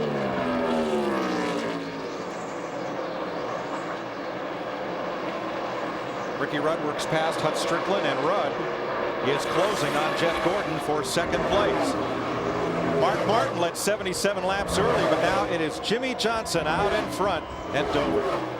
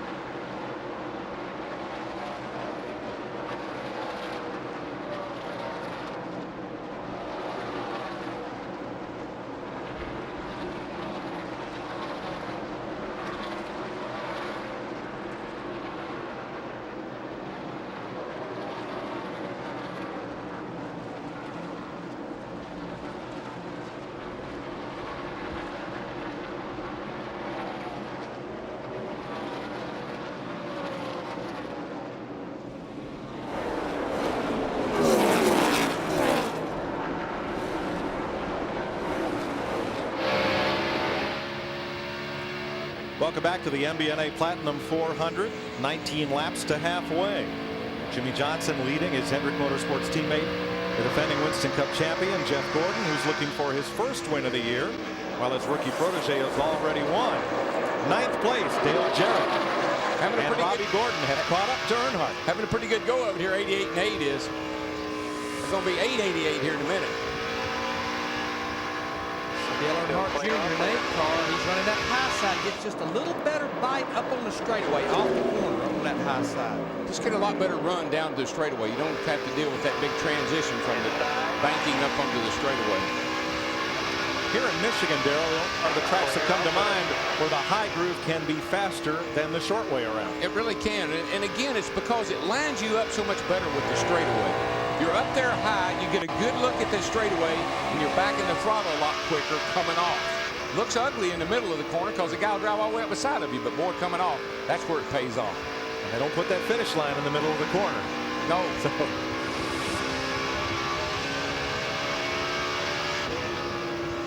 DJ gave Junior, he gave him a little wake-up call there. He said, now either go on or get out of the way. So Junior said, I'll go on. Almost like through that corner we had Dale Earnhardt Jr. at the high side, Dale Jarrett in 88 behind him about the middle of the racetrack, and Robby Gordon in the 31. He was so low you couldn't even see him. Look, he's all the way at the bottom of the racetrack here. Short way around. And that's the difference in how the cars are handling. You just got to find a place where your car will feel pretty good. You can use the throttle as much as possible. And that's why this track is sold out. Yeah. You get to see so many different lines and so many different races within the race here. You can go in these corners. You can be 3 or 4 wide in the middle of the corner, but you can only be about 2 wide coming off. You saw that group go by Mark Martin, the 6 car. Meanwhile, back at the ranch, sitting on the front porch, talking to JJ. Now, I've got to ask you, Darrell, you're Jimmie Johnson, you got a 2-second lead. Is this boring to be out there and just, you got a big lead? What are you going to do but put on laps and put on laps? He's a young guy. This is a whole new deal for him. It ain't boring, I promise you. Okay. Guys, one of the men that's really having an outstanding run here today is that 55 car, Bobby Hamilton. Started back there about 19th, and slowly but surely, 13th, that is, he climbed his way up there to 6th and putting a lot of pressure on our point leader, Sterling Marlin. As a matter of fact, he's making the pass right now. Got a really good looking race car. Paul looks like he's working really good through the middle of the corner. This is a great run for Bobby. Yeah, it is, Jeff. I watched him a long time early on in the race, and he was really, really good right around the inside of the racetrack.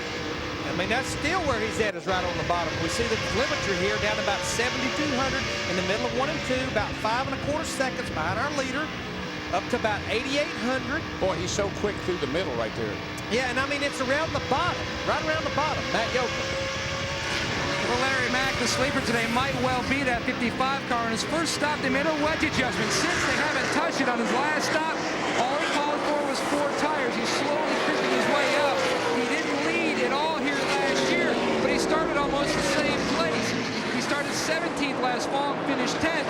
He's slowly working his way up. He could be a factor before the day is over. Oh, I guarantee you, man, what's good, I think being back with his crew chief from last year, Jimmy Ellis, coming back on board after being at the 88 car at the beginning of the year, it's almost like they're starting to come together again. And I totally disagree with Matt. He's not slowly creeping up. He is coming in a hurry. Ward Burton on pit road. And this is about 20 laps early than what we probably see most of our leaders come to pit road, but Ward has been wrestling that Caterpillar Dodge all day long. Yeah, this may not be for tires and fuel. This may be for a little driver relief. Just give him something to drink, cool him off. Steve Burns. Mike, we just heard Jeff Gordon radio into Robbie Loomis. He said, I've got the worst push I've had all day. Robbie Loomis said 10-4. We'll fix you up when you stop here just a little bit. Yeah, Steve, I think this is when this racetrack really starts to get rubber down on the racetrack, and the more rubber that gets down, like most everywhere we race, even though it's concrete, the car will push worse, turn a lot less. Plus, with cars running everywhere, the whole track gets rubber on it now. Ward Burton's back on the speedway. Matt, what was the problem? Mike, I talked to his crew chief, Tommy Baldwin Jr. He said Ward wanted some tires and wanted them soon, so we brought him in. That's why I say that was a driver request right there. I'm coming in, I'm coming in now. 7 laps from halfway on the Monster Mile, with Jeff Gordon trailing Jimmie Johnson by 3.4 seconds.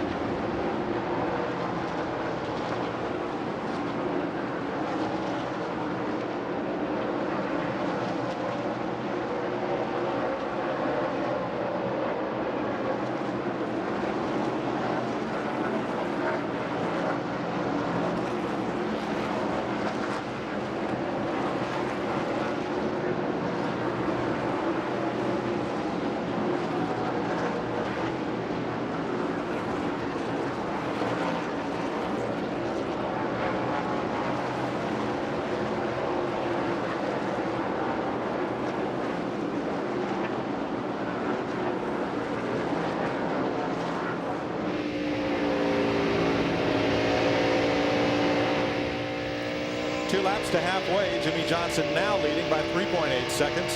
One of our Fast 5 qualifiers having the problem. Kurt Busch cut down a right front tire and has made a pit stop just a little bit early for scheduled stops. Yeah, but it felt right. It's a pretty good time to make one, Larry, because it's not that much early, maybe 10 laps or so, and he did have a right front down. No, I mean, we're within about a 10 to 15 lap window when all the leaders are going to be on pit road. The downside, should the caution come out before all the leaders come, then you're going to be sitting there 2 laps down.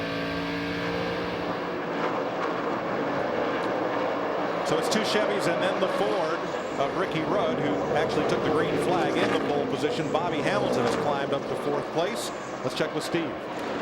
Hey, Mike, Ricky Rudd riding in that 3rd position. He just radioed in and told his crew he's going to try to get around Jeff Gordon before the pit stop because he's pitting just in front of the 24 car on pit road and wants an easier shot into his pits.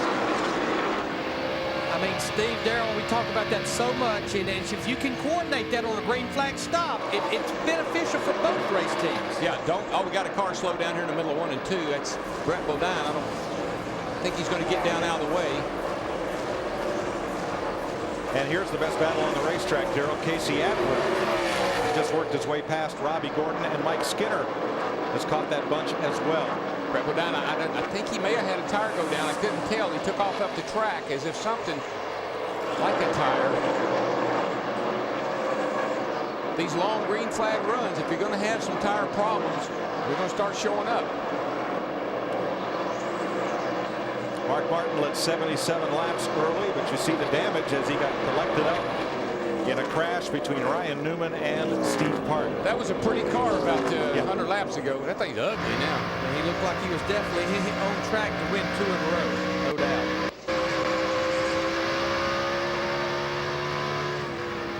Jimmie Johnson, he's about 4.4 seconds out front of his teammate, Jeff Gordon. Brett Bodine, flat right front tire. Now that's 2 in a row here.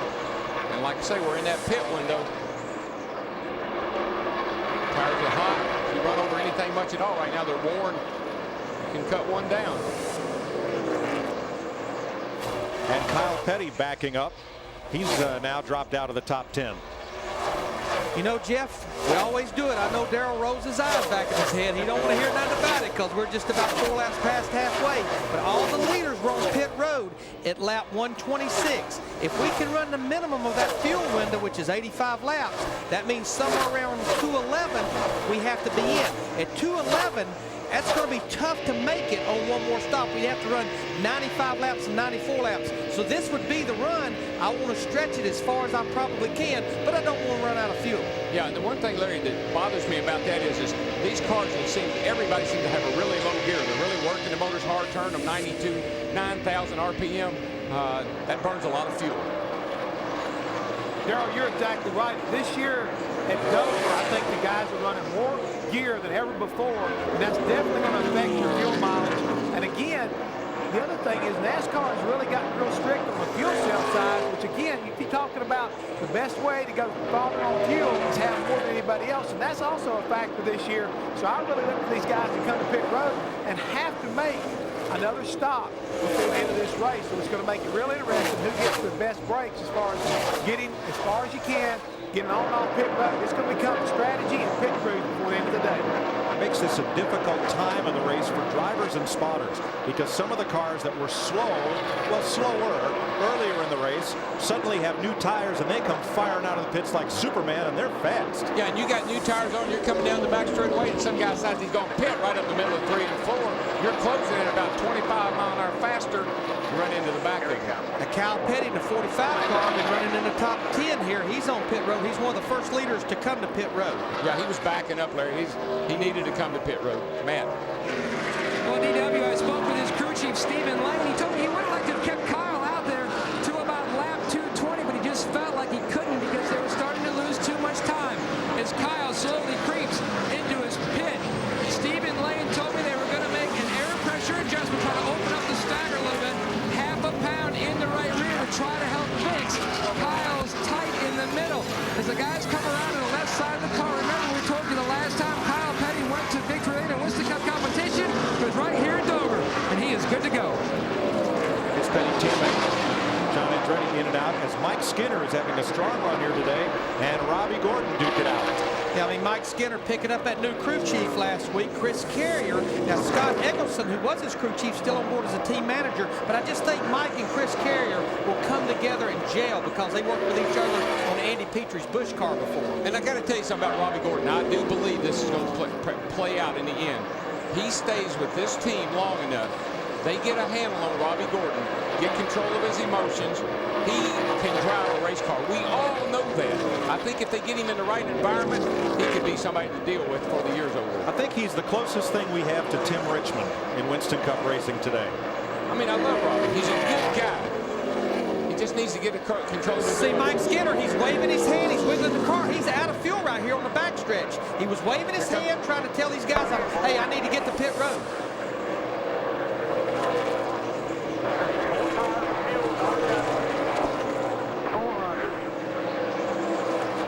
Jeremy Mayfield is in, and so is Nadeau.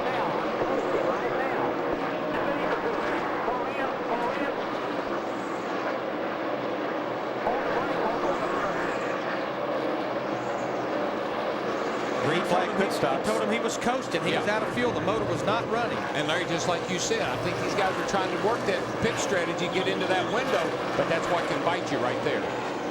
And with the straightaways even being banked here, with the pickup, the fuel pickup over in the right rear corner, the fuel even runs away from the pickup on the straightaways being banked 9 degrees. One thing I noticed on Mike Skinner's car, guys, when he came in out of fuel. Oh, trouble. Kenseth in the wall between 3 and 4. No caution. And he's trying to get to pit road, but he's cut a tire down. Yeah, he'll make it to pit road. Caution is out. Caution is out. Yeah, that's a pretty good lick right there. Well, he's killed the right front. And it's another right front, I believe. I tell you something. Yeah, you got a lot of damage, bud. Bobby Labonte in the 18 car, he got his lap back, but what a tough break for people like Mike Skinner, Kyle Petty in particular, that already made their green flag stop. And this is what you hope for when you're staying out there that other lap or two. Get that caution at somebody else's expense. But I'm worried. That's the third right front I've seen in the last 10 or so laps go down. And our number 2 point man, Matt Kenseth, has gone to the garage. Tough day for Roush Racing. Mark Martin swept up in somebody else's crash, and look what happens to Matt Kenseth here. Going into turn 3. I mean, he was in there. That was a hard lick. When you hit the wall here, you hit it a ton. Just about the time he was going to turn into the corner, right front tire went down, and into the wall he goes. From Elliott Sadler. There he goes. Bam, right there. When you blow a right front tire, baby, that hurts. You turn the wheel all you want, it's going to go straight. Picks up speed. Leaders are the pit road.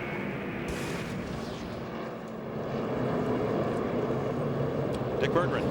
Sterling Martin started this race in 27th position. He has worked his way all the way up to 5th prior to this round of pit stops. They're going to take a round in the left rear, and that's all they're going to do to this race car. And let's go to Matt. Leader, rookie Jimmie Johnson, who took over the lead on lap 145. He said the car began to get a little loose on lap 153. But they're not going to make any chassis adjustments as the jack man and 7th grade school teacher Chris Sanderson drops the jack to Steve Burns. Well, Jeff Gordon did get a chassis adjustment, Matt. It took 4 tires, 1 round in the right rear. He said he picked up a very bad push. The track has gotten extremely tight.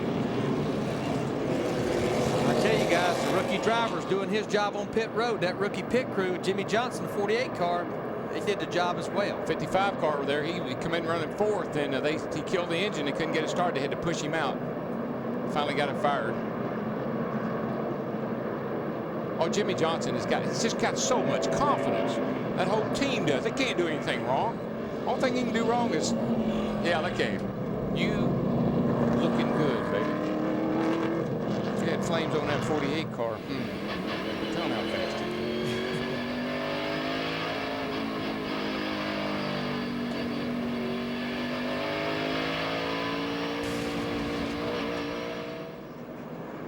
Let's see a little celebration here.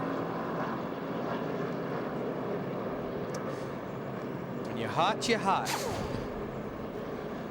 There they are. 7 guys that do the job for Jimmie Johnson on pit road every time he comes in for 4 tires and fuel.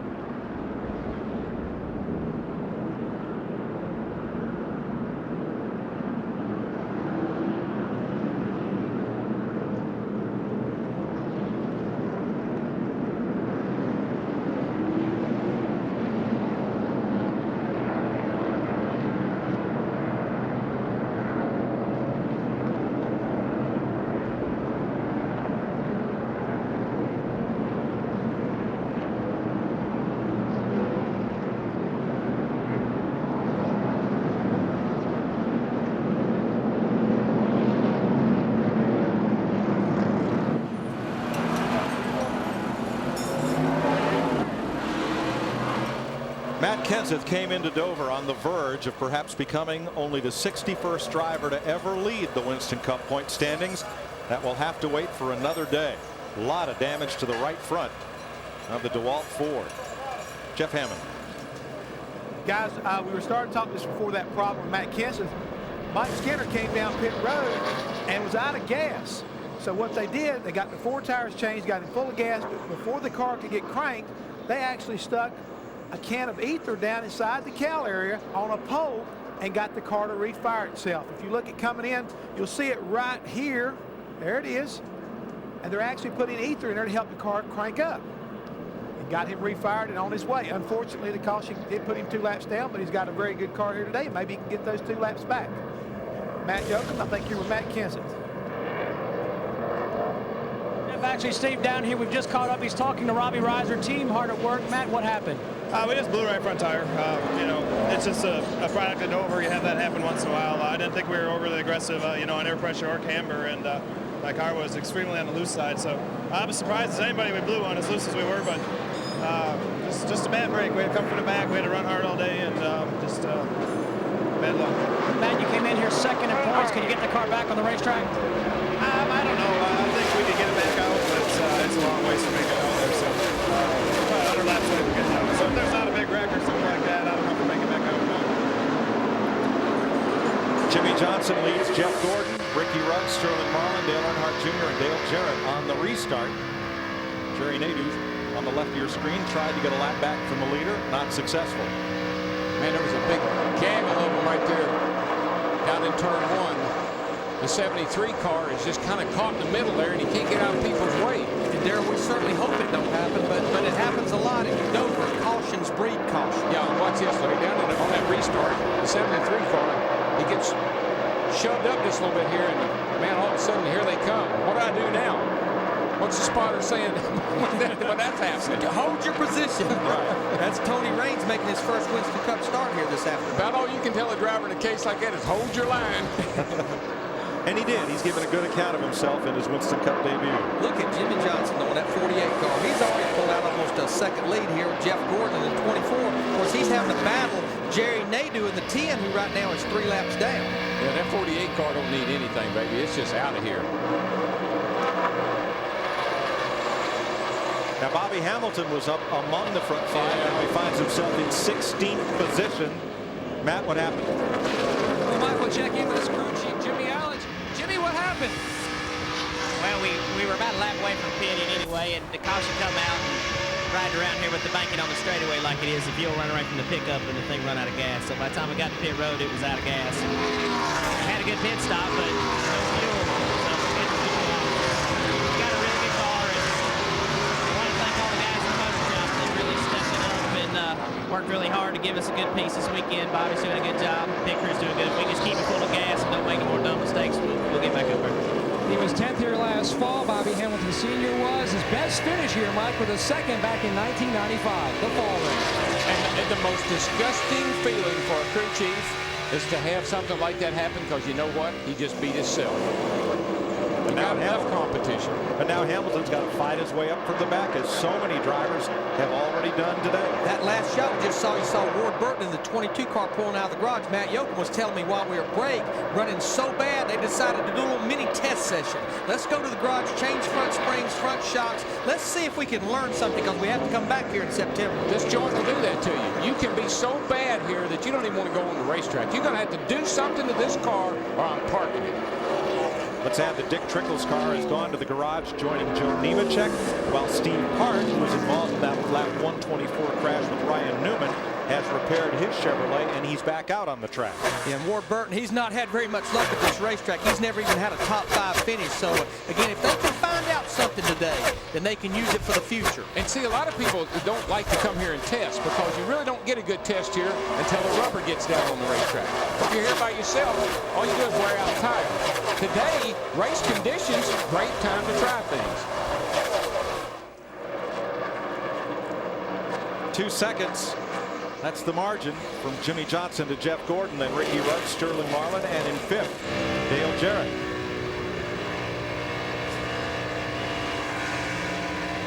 Still there, still there. Dick Berggren. Still there. Well, Jarrett started in 31st spot, Mike, and he has soldiers his way toward the front all day long. This morning, Garth Finley, his engineer, and Doug Yates, his engine builder, and I had conversation, and both those guys were incredibly optimistic. They said that at Charlotte for the last 2 weeks, the cars just weren't right, but they were very confident of today. And today I just talked to Todd Parrott, his crew chief, and Parrott sort of winked at me and said that they're going to make little tiny changes on it from here until the end of the race. DJ's got a chance to win this in car number 88. Yeah, Dick, he likes this race car. This is the same car that he was on both poles for last year. I tell you, a car that has crept up there racing in the top 10. Jeff Burton in that 99 car. We got a battle for second right here, though, with Ricky Rudd in the 28, Jeff Gordon in the 24, and, of course, Kyle Petty in the 45, making that scheduled green flag stop, but the caution flag bit him. He's up there trying to get back with these guys, maybe catch that caution, get one of those laps back. But I was talking about Jeff Burton. He started in 33rd. He was on the verge of going a lap down earlier. He has fought his way back to 8th position in that 99 car. He was a lap down, Larry. Yeah, he got it back when Mark crashed on the backstretch. Boy, got a heck of a battle for second. But Ricky just gets down under Jeff, but it's so hard to make that pass. Right here, coming off, Jeff's got to give him the line, got to give him some room, or all Ricky can do is back out, and Jeff beats him down the straightaway. Speaking of back, Earnhardt Jr. is backing up. Yeah, restart. He's fallen back about. He looks like he did earlier in the day. Now, just a lap or so ago. Oh my goodness. Spencer, that is, just in front of Earnhardt.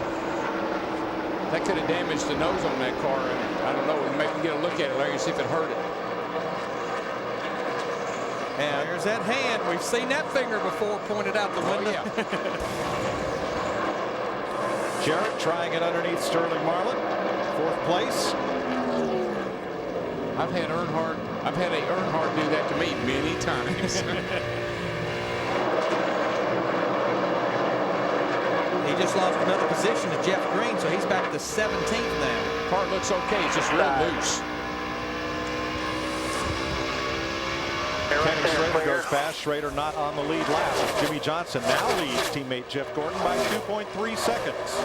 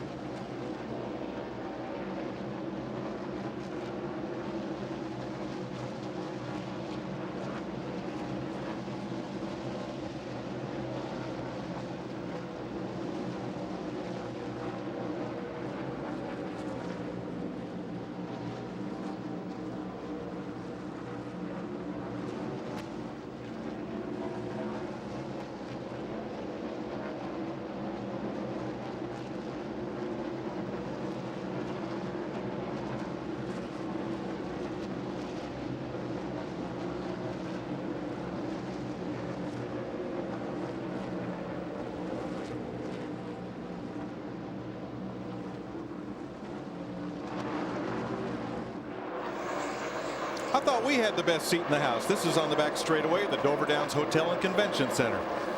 And that's the Joy family there. Yep, Scott, who just turned 3, has all his race cars lined up on the windowsill, and Katie is 22 months, and they're up there with her mom, up on the top floor, having a great view of the Speedway. That's a wonderful hotel. And now that we've shown that, I'll bet we'll never be able to book that room again. What a beautiful facility, though. I mean, we did our trackside show on Speed Channel on Friday night there. It's just awesome. Reminds you of a big hotel in Las Vegas. Watch this race right here, guys. That 24 and that 28 are just wearing each other out. Ricky has gotten down under Jeff a dozen times, but he can't close the deal. And it looks to me like Ricky's going to get a little irritated here in a minute. Of course, Kyle Petty in the 45 car we talked just a few minutes ago, he's 2 laps down because of that green flag stop, and I believe he's actually faster than these guys, but he don't know which way to go behind them. Now watch right here, right there. That's what Ricky's been trying to do, is slide up in front of Jeff. And you know, I'm surprised that Jeff didn't give him that line and let him go on, because Ricky seems to be a little quicker. All right, now make a note. As Rudd completes the pass, he is 3.5 seconds behind Jimmie Johnson. Let's see if he can close in on the race leader. Of course, Kurt Busch right there in 97 car, another car that made a green flag stop before that caution. He's up there 2 laps down. We'll look at the Fox tracks now. We'll watch the interval to our leader, Jimmie Johnson. This is on Ricky Rudd. There he sits about 3.8 seconds, and he's closing now that he's finally don't have to race Jeff Gordon. Now, I mean, he's taking a big chunk out of Jimmie Johnson's lead right here. And that may be why Jeff Gordon was racing Ricky so hard. He knows he's fast. He's going to go up there and pass his car. Our boys in the pits tell me that Mark Martin, he was just on pit road. Finally, that thing started losing water pressure. I mean, you just knew it was probably only a matter of time, that much damage to the front end. 4th place, Sterling Marlin, Dale Jarrett. There's Jarrett on the bottom of Marlin. And they've caught Gordon. See that he got that big run off of turn 2 over there on the outside. Around him he goes. Sterling's car just keeps getting better and better and better.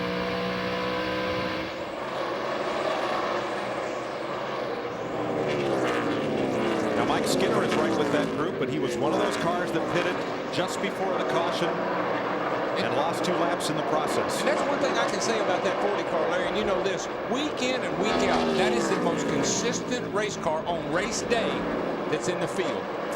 You don't burn them up on qualifying day, only 1 top 10 start all year long. But I think I saw them struggle here more than anything that they have all year long this week practicing on. But they fixed it. Yes, they have. Whoa, whoa now, baby. Whoa now, baby. Back there, clear, no pressure. That's what happens when you run that high line. Every now and then you miss it. She goes up there and she don't stop. Same song, second verse.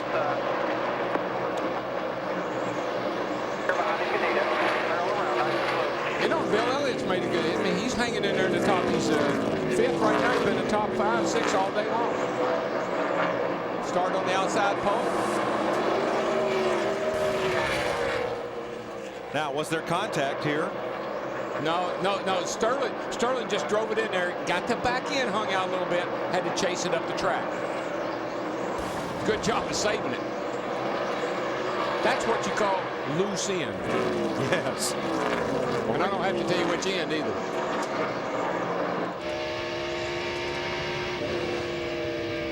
Bobby Labonte's had an up and down day, got himself lapped, now has himself back on the lead lap. Matt? Well, Mike, for the 2nd time today, Bobby Labonte was a fortunate recipient of the caution flag after gaining a lap back when Mark Martin made contact with Steve Hart. Labonte radioed the crew and said, maybe we finally have some luck going our way. And then when he was able to gain a lap back after the latest caution, he knew it wasn't luck. It was a gift from Jimmie Johnson. He radioed in and told crew chief Jimmy Maycar, tell Jimmie Johnson thanks, and I owe him dinner, a steak dinner. Nick Berger. Mark Martin, who led much of the early laps of this race, right now is behind pit wall. He did lose water pressure. The reason for that, the radiator cap had come off. But they've got lots of problems under the hood of this car, and they're going at it with a bunch of sawzall, trying to get the radiator pulled back. Mark will be here for a while, but he did tell the crew that the engine is okay, so they're going to try to fix things and get Mark Martin back out on the speedway, albeit many laps down. Mike? Jack Roush's first weekend back at the track. Matt Kenseth wins the pole. Mark Martin leads 77 laps. It's all kind of been downhill from there. And Greg Biffle won the race yesterday. That's right. Jack was in victory circle. Jack's probably saying, they're not going to let me come back anymore. But there you see people continue to tell Jack Roush, and it is great to see you back at the racetrack, Jack. Martin behind the wall. Kenseth has had to come from the back, as has Kurt Busch. Meanwhile, Dale Jarrett up to 3rd and on the move.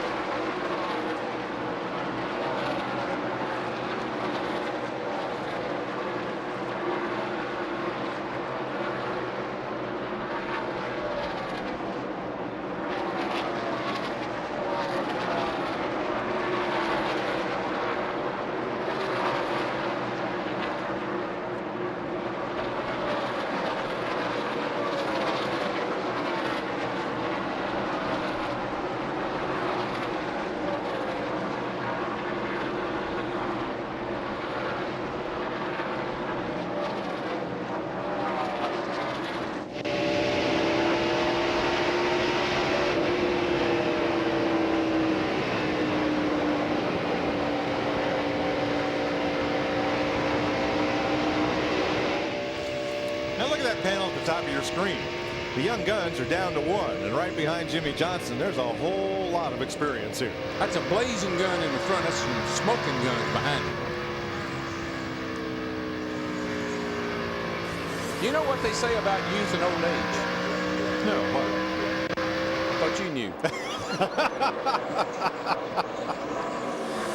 I'm not going to lead you again like that. Well, it's old. What is it? Old age and treachery. Okay, there you go. Youth and exuberance. There we go. Okay.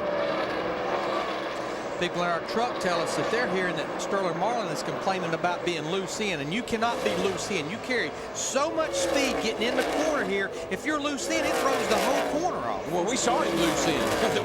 when he was in front of Dale Jarrett there, the back end of that thing jumped out on him. He made his tires mad. I think he had to back up a little bit, let him cool down. Marlin is now 6th, and I think he's about to be 7th. Robby Gordon has caught him. Robby Gordon thinks it's a piece of cake after last weekend.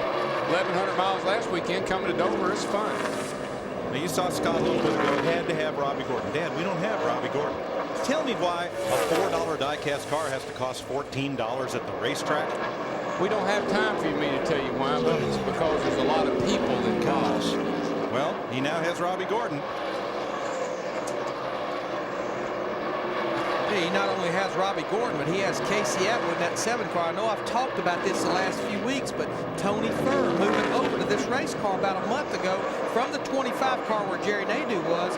I just think it's given Casey Atwood that confidence that he lost at the end of the year when Ray Evernham moved him to this 7 car. Casey Atwood can drive a race car. We saw that at the end of last year. And all he needs to be is in the right environment with the right kind of leadership. Ray's there for him. I think Casey's feeling really good about himself and that team right now. And he won a Busch race here a couple of years ago. And then you have an experienced crew chief with a young driver. Jeff Burton in that 99 car, you want to talk about some experience. He's had pretty much an up and down day, as we talked about. Went a lap down earlier, got it back when his teammate wrecked on the backstretch, Mark Martin. And now he's up here battling these guys.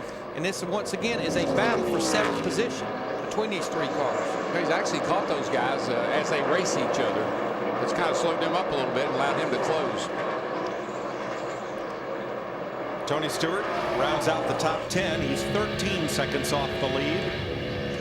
He's got Rusty Wallace 1 second behind him, and then Wallace's teammate Ryan Newman. Tell you what a record this guy has here, though. 6 Dover races, 2 wins, led a lap in all 6 races, average finish 3.3. That's pretty phenomenal. That's big.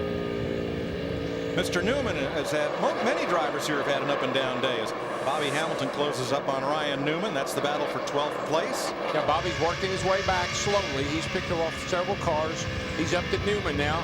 Yeah, Newman's he's been all over the place. He's been all over the map, as they say. But, all weekend. All weekend. Yeah, I mean, again, wrecked in qualifying, had to go to a backup car, was involved in the wreck with Steve Park on the backstretch, had sucked in our leader, Mark Martin. Now he's up here battling in 12th position. 4th place is about to get busy. Jeff Gordon has been caught by Bill Elliott and the lap car of Mike Skinner. I think Bill's liking his car right now, Larry. It's just been getting, it looks like it's just getting better and better for him.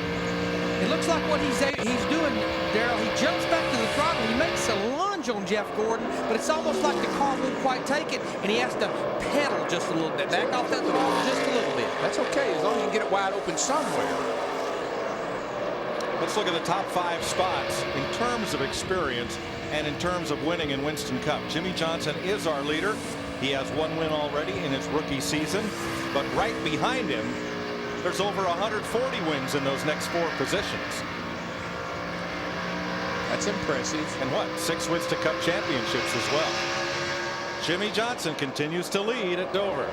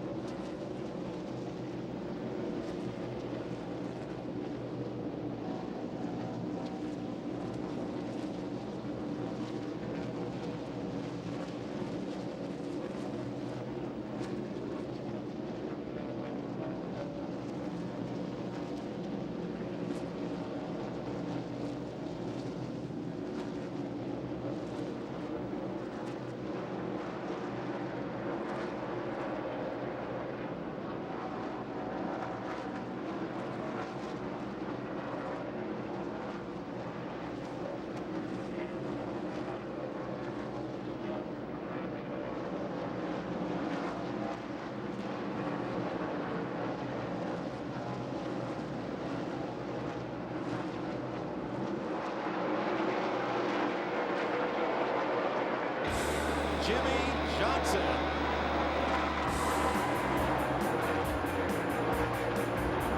Johnson has won the first 2 segments.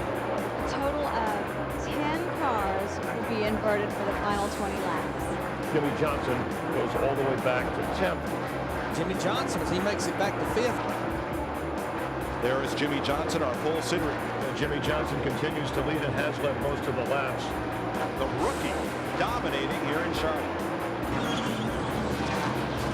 He's got to back it up. He's got to back up the car. This is going to be costly for Jimmie Johnson. The first mistake of the day. Jimmie Johnson in that 48 car. He's back in the lead. Whoa. No. Stay up there. Stay up there. Caution is out. Jimmie Johnson needed to back up about a foot and a half in his pit stop. He went from about 1st to 10th. Mark Martin wins. Jimmie Johnson ends up in 7th. In the last 2 weeks, Johnson has done everything but seal the deal.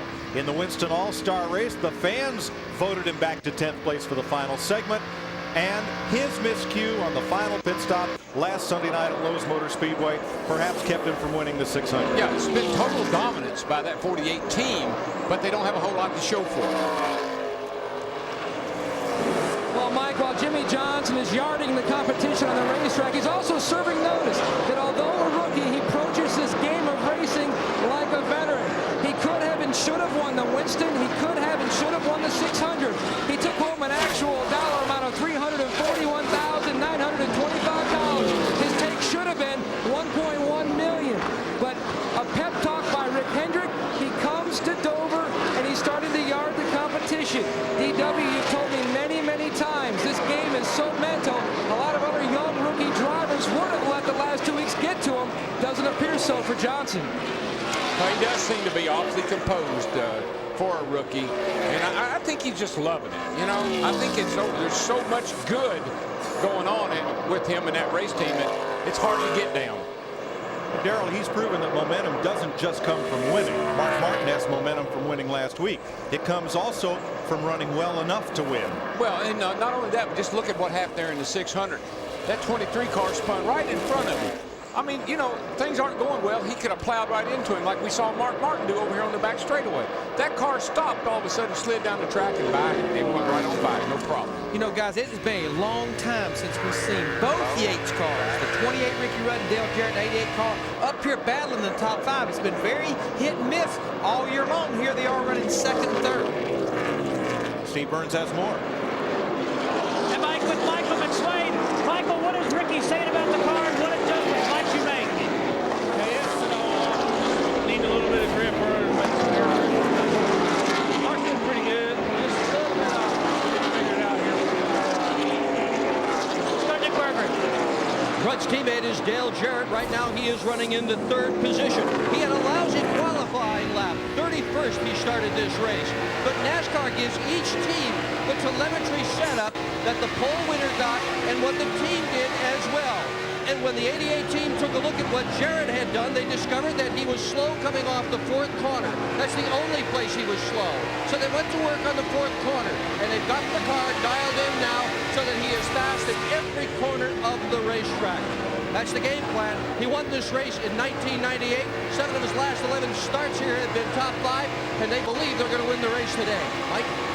They're coming on. They are 3.6 seconds behind leader Jimmie Johnson, and as you can see, just a few car lengths behind Ricky Rudd. Yeah, and Dick, the last time both the Yates cars finished in the top 5 was in September at Richmond last year. Kurt Busch had problems in qualifying, had to go to a backup car and start in the back, but he's making up laps, and it's one of the quickest cars on the racetrack. He's made up 1 of the 3 laps he was down. Yeah, you know, if things fall his way, caution here and a caution there. I mean, this thing is far from over with a car that fast. Don't count him out. He had to make that unscheduled early stop because he cut a right front down, but he's still got a fast hot rod, and that always gives you confidence and encouraging that you might be able to get back in the race. We're about 2/3 distance. Kurt Busch 2 laps down. Long way to go, however, as he works under Ward Burton, who's been in and out of the garage. One thing about talking about the 88 was slow off turn 4. Segment times, Larry, they're so critical. You can be really good on one end of the track, really bad on the other, and the driver won't know that. And you can get those segment times from the crew chief, and whoever's clocking them for you, sometimes you can really help your race car. Yeah, I mean, it almost looked like one of Dale Jarrett's strong points on that last lap right there as he went by his teammate Ricky Rudd was off turn 4. Yeah, you can look slow down a straightaway, but if you go back and clock turn 4, that may be the reason you were slow on the front stretch. You didn't carry any speed through turn 4. And see, sometimes a driver's not aware of that. He doesn't realize, man, you were good in 1 and 2, and you're good in 3, but you're really bad in 4, and you say, well, I didn't know that. And so you point that out, you work on the car, the driver picks it up. Ricky Rudd mirroring Dale Jarrett's line as now they've gone from Rudd Jarrett second and third to Jarrett Rudd behind Jimmie Johnson, 3.6 seconds back.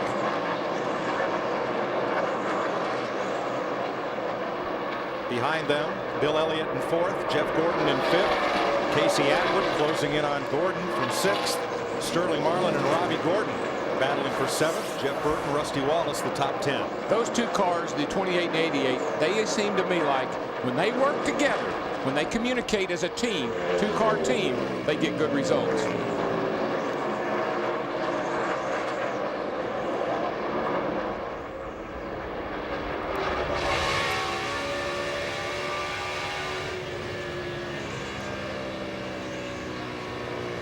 Now Rudd's gone back to running his low line as Jarrett runs the high line. Yeah, well, he'll try that. He'll say, you know, they'll say the 88's running high and get up there and try that a lap or two. And the driver will come back in, come back and say, I don't like that. I'm going back to where I was.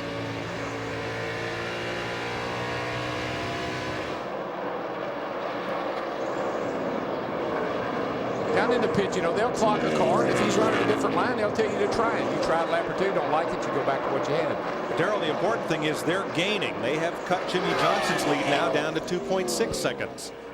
So they're closing in. Jimmie Johnson is trying to become only the 7th driver in NASCAR history to win twice within his first 16 starts as a rookie.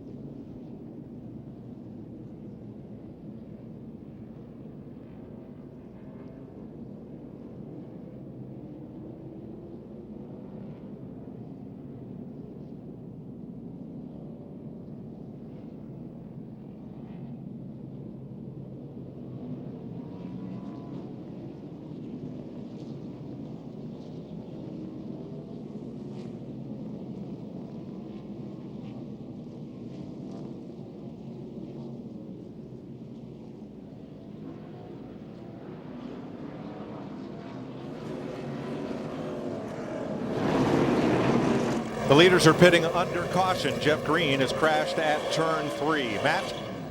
And Mike, Jimmie Johnson comes in. They're going to make a chassis adjustment. Jimmy was saying the car was just a little too tight on that last run. Big Jim Powler's going to pack that fuel cell full of fuel to Steve Burns. 4 tires for Ricky Rudd. No adjustments for the 28.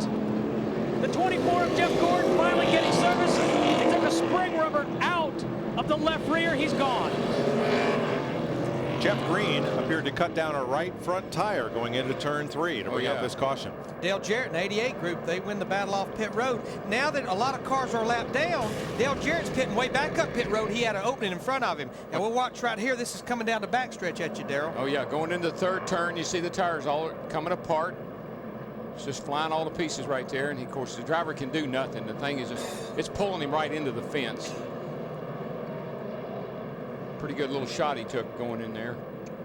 Doesn't look that, boy, I tell you, the leader's lucky he got by. Woo. Jimmie Johnson comes scooting by. There he goes. Whoa, Steve Grissom. Grissom was just made it by in the 44 in tow. Dick Berggren. Dale Jarrett's crew did virtually nothing to that car except crack off an incredibly fast pit stop with it, Mike. They just took a half a round out of the left rear tire. That's sort of like sneezing in the engine. Almost no change at all. Jarrett delighted with the performance of his car. Like I've said to you all day long, DJ has a race car that can win this event today. The 1998 winner. And his crew gets to do a little celebrating after that stop. You know when it's good. It feels good. So we're under caution for the 5th time today. Rather, yes, 5th time today for Jeff Green's crash.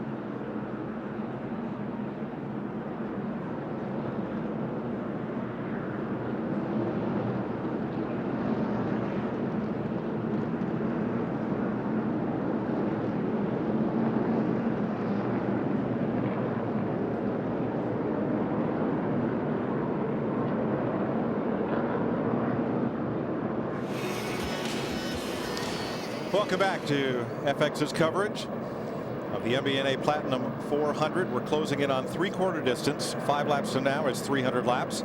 And here's our summary of pit stops under this 5th caution of the day. There you see Dale Jarrett, Ricky Rudd, both the Yates cars having good road time, which is the entrance to pit road to the exit, including the pit stop. Both of them in the 14s. See Jeff Gordon, a little bit of a slow stop. Jimmie Johnson about 2 seconds off those Yates cars as well. Got a few cars coming in to top off on fuel. Lead lap cars doing it include Earnhardt Jr. I was going to ask Jeff, Jeff, there's 104 miles to go. What would DW be doing right now? I don't know about you, big guy, but if you ain't listening to me coming on pit road getting you some gas, man, you're going to have a word of prayer after this race. That's right. We're going to stretch her out, baby. You got to stretch her out. And the guys who are in the back of the pack, don't be surprised to see them come down pit road and kind of put a little twist into this thing. Steve Burns is with Jeff Green. And Jeff Green just out of the care center. Jeff, you all right? Tell us what happened. Yeah, I'm okay. Just blew right front tire getting into 3 there. Just that set of tires for some reason was a lot tighter, and I just wore it out. I thought I felt it in 1 and 2 here, and dummy me got back on it and went down this back straightaway, you know, wide open. Back out of style, but it still hit pretty hard. Well, hopefully we'll get it, you know, I don't know if we can gain anything but get back out. It just had a decent day going, but not what we wanted. All right, thanks, Jeff. Glad you're okay. About to go green. Trying to get back on the lead lap is Mike Skinner, who's actually Skinner there is 2 laps down, trying to get 1 back from the race leader, who is Dale Jarrett. Saw Dale Jarrett bring him to 45 miles an hour, 120 miles an hour, but at the start-finish line, up to 140 miles an hour going off into turn 1. What do you think, guys? We hadn't done it all day. Turn that surround sound up and crank it out.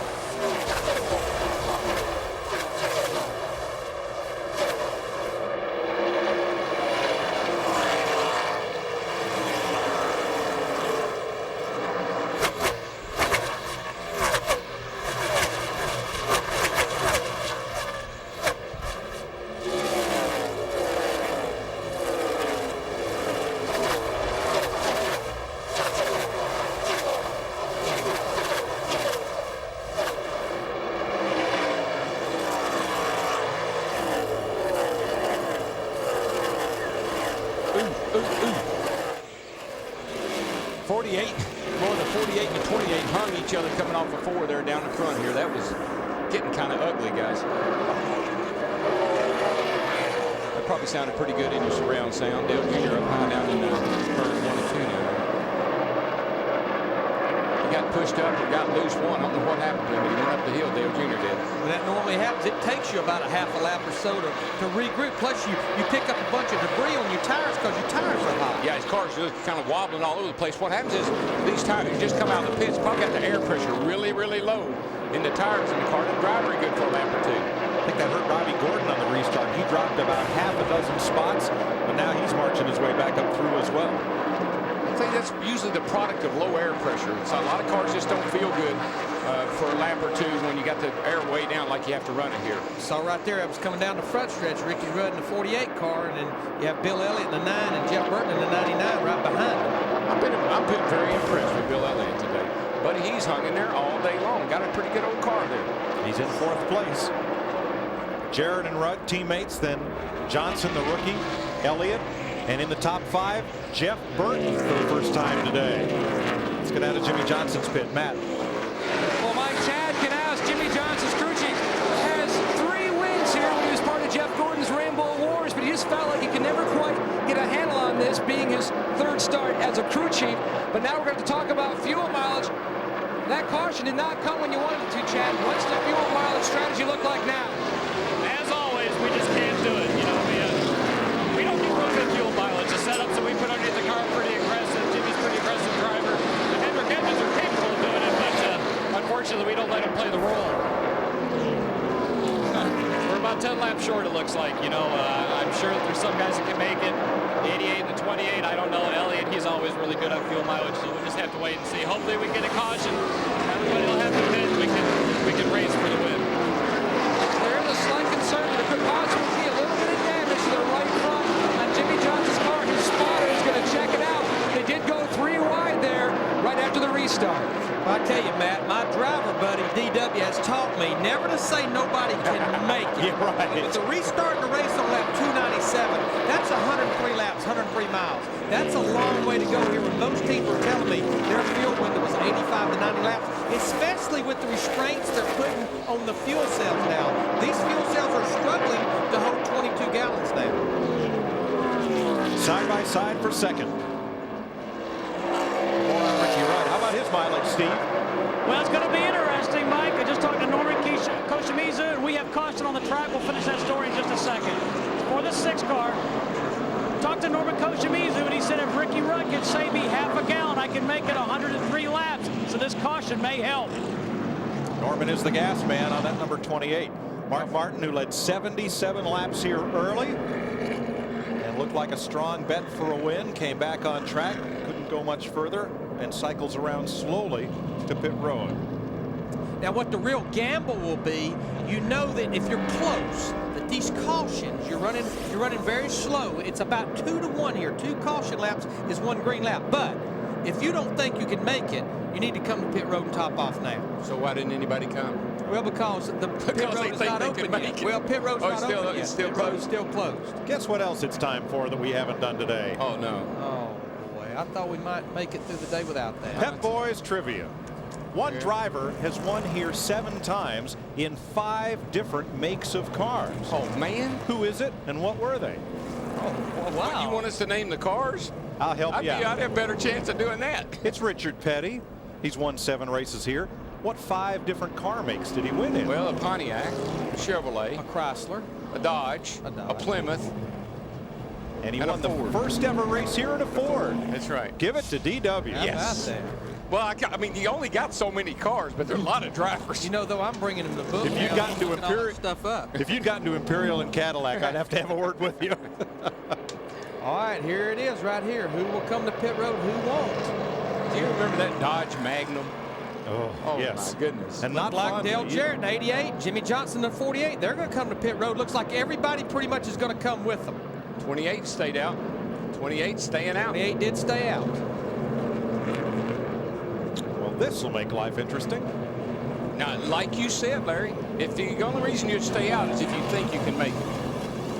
Especially interesting is the fuel strategy and tire strategy on Dale Jarrett's car. They certainly wanted to come in. They didn't think they had enough fuel to go all the way. They took 4 tires, which will cost them track position. They did discuss taking none. To Matt. Well, Dick, Jimmie Johnson comes in. This is what he needed. He needed this fuel stop. Big Jim Pollard's going to pack that fuel cell through with fuel, and he's down and away to Steve Burns. Jeff Gordon just got 4 tires. Don't think they made any chassis adjustments, Matt. Now, we heard Ricky Rudd talking to Michael Fatback McSwain. McSwain said, we can make it on gas. Let's stay out. You know what track position means here. So he elected not to come to pit road. There are 19 cars on the lead lap. Ryan Newman also stayed out, and I believe Elliott Sadler stayed out. So life will be interesting here on this restart. You really could, and that's the way. If you can win the race by staying out, stay out. Even if it is a gamble, I'd rather be out there on the track. And if I'm real close, I want to see a few more caution laps before we do go back racing. Good chance of that.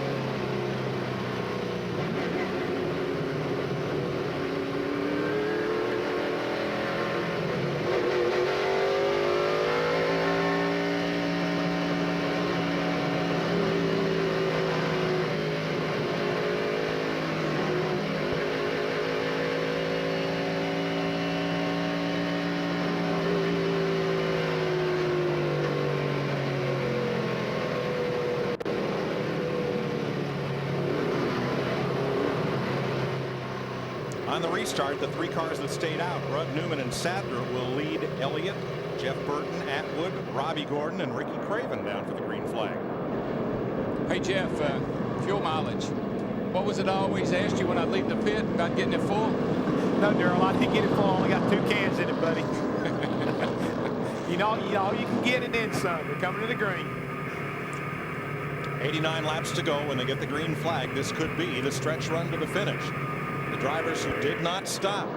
Will that be the winning strategy, or will those 4 fresh tires and fuel pay off? Let's see. There's that 97 car. He's up there trying to get that other lap back. He's already made one back up after making that green flag stop. And we know he's got a fast enough car to do it. He didn't get a very good restart, though. He's going to fall back to the 3rd position on the racetrack.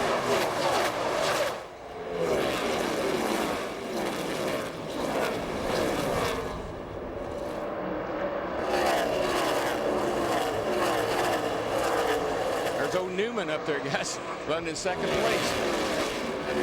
After the way his day started, getting tangled up with Steve Park. Wouldn't they give you a plug nickel for even finishing the race? And that's in a backup car. Next week, split doubleheader, Busch Racing from Nashville. And Saturday, Winston Cup Racing from Pocono on Sunday. We'll be there. It's not an oval. It's not a road course. What is it, Darrell? It's a roval. It's a little boat. It's the tri-cornered hat of Winston Cup Racing. Now here is Busch working his way underneath Newman. This is not for position. The 97 of Kurt Busch is 1 lap down.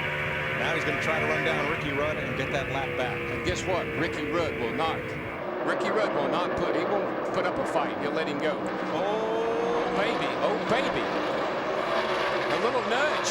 Now Nadeau's his laps down as Jimmie Johnson worked underneath the 10 car. That's a cool pass. That was a cool pass. And remember, Dale Jarrett and Jimmie Johnson in the 48, the reason they're back there, they elected to take 4 tires under that last caution. They're sitting back there 9th and 10th right now. And he can go hard now. He's got fuel, he's got tires, he can make it to the end, so he's got to gas it up and go. But he has a lot of cars in front of him. Yeah, but he's a young guy, and he's going to be very impatient.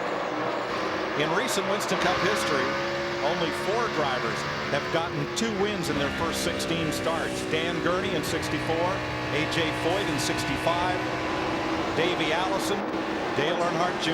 Watch this. Got the 88 on the outside. Little nudge right here. Oh, excuse me. Excuse me, pardon me, coming through. I'm coming through. Have to go. Thank you. Just went around the 88. Here he comes.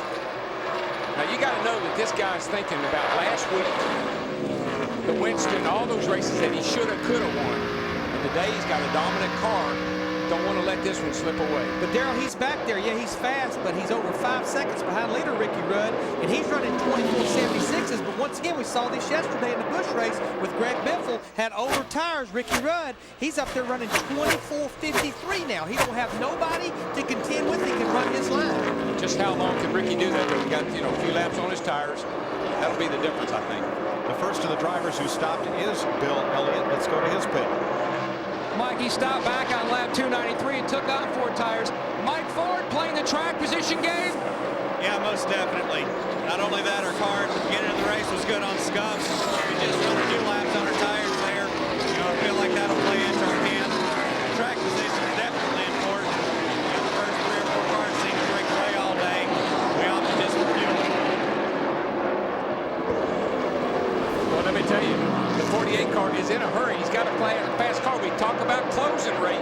We saw him nerf the 10 and move him out of the way. Watch this pass. Got to really be careful doing this, young man. That's a battle for position right there with Casey Atwood in the 7th. He just turned Casey sideways there, and great job of saving it on Casey's part. That was 1 lap ago, and it moves Johnson up to 8th.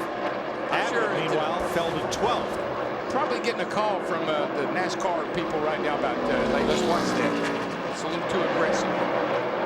We need to document that Matt Kenseth, after blowing that tire and hitting the wall hard, he's back out on the racetrack along with Mark Martin.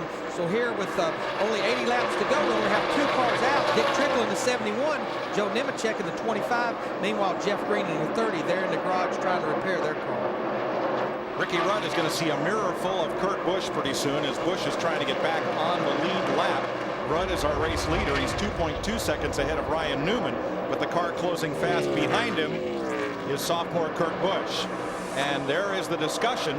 Chad Knaus, I'm sure, listening intently to the NASCAR official about Jimmie Johnson muscling his way to the front. Ricky Rudd, our leader. Ryan Newman, 2.5 seconds back.